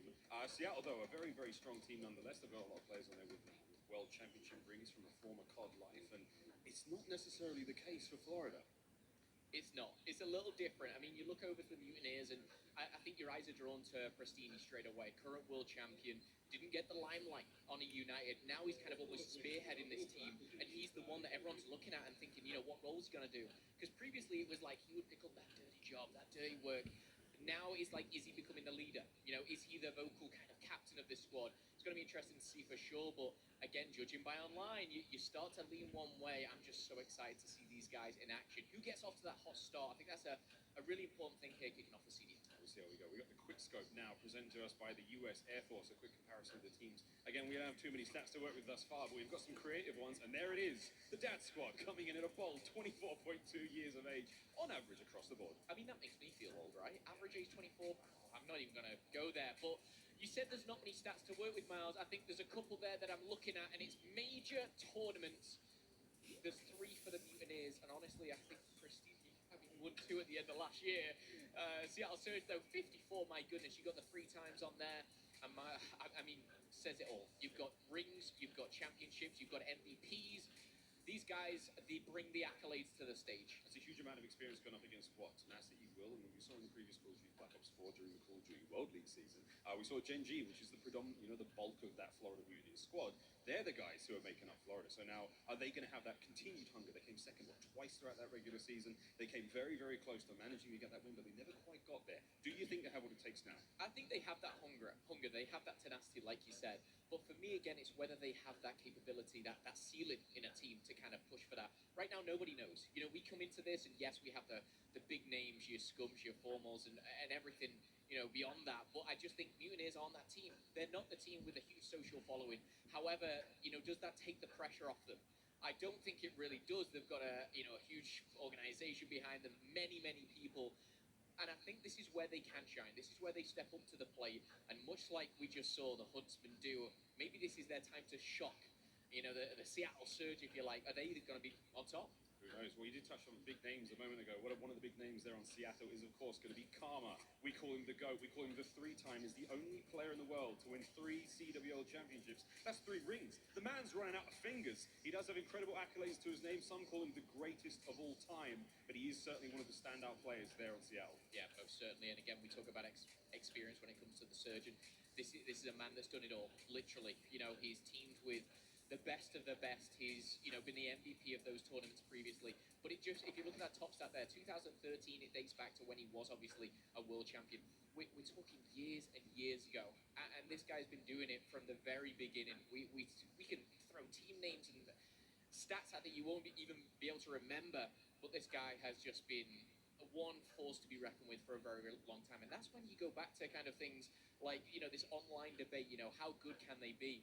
It just comes down to now. How they perform in the next hour, hour and a half is all that matters. I mean, the expectations were so high for Dallas. I mean, we saw how that one fell. The shots he had a bit of a stinker, I'm sure. You saw the feed, I'm sure you've been on Twitter recently, friends. It wasn't great, but hey, they'll bounce back. That's what the Empire does. Still, when it comes to Seattle, another thing for me, again, it's Octane as one of the greatest players to ever touch the sticks. He had a very, very hot Black Ops 4. I'm hearing nothing but fantastic things about him coming into Modern Warfare. And honestly, since getting to LAN, I mean, it's the first time anyone's been able to compete against each other in the same building. I think it was Carmen put a tweet out just saying that he's a freak of nature. He's just another beast. It's like things he's never seen. You imagine players being able to do to each other. So I'm keen to see Octane. I think he's going to be one of the absolute keys to victory there for the entire Seattle lineup. I wonder, is there somebody on the side of the Mutineers who has the firepower to contend with him? I mean, we'll see whether that is capable. I just want to touch on Octane. When I first picked this game up and played it for myself, one of the first things I thought was, this game's going to suit Octane. And the reason is his playstyle. We'll get into that a little bit. But to answer your question, obviously, the Mutineers, it's can they have that aggressive, that fast play? But they've got slow players on their team themselves. They've got the likes of Morgs, but I want to see that fast, aggressive Havoc. I want to see Prestini getting in the face. Can they?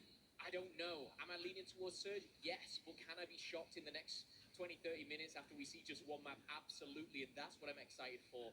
My eyes are drawn to those fast players at the Mutineers, though. See if those fast players can do something special. We're going to have a quick break, friends. We're going to have a 3-minute break while we get things ready up on stage. Coming up next, Seattle versus Florida.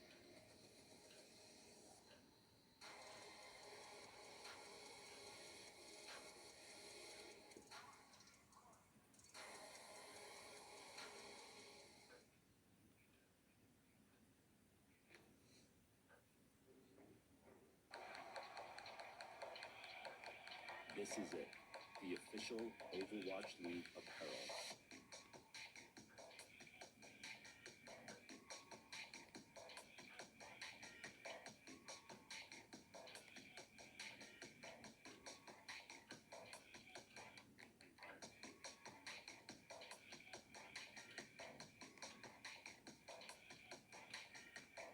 Designed by Staple, engineered for gamers.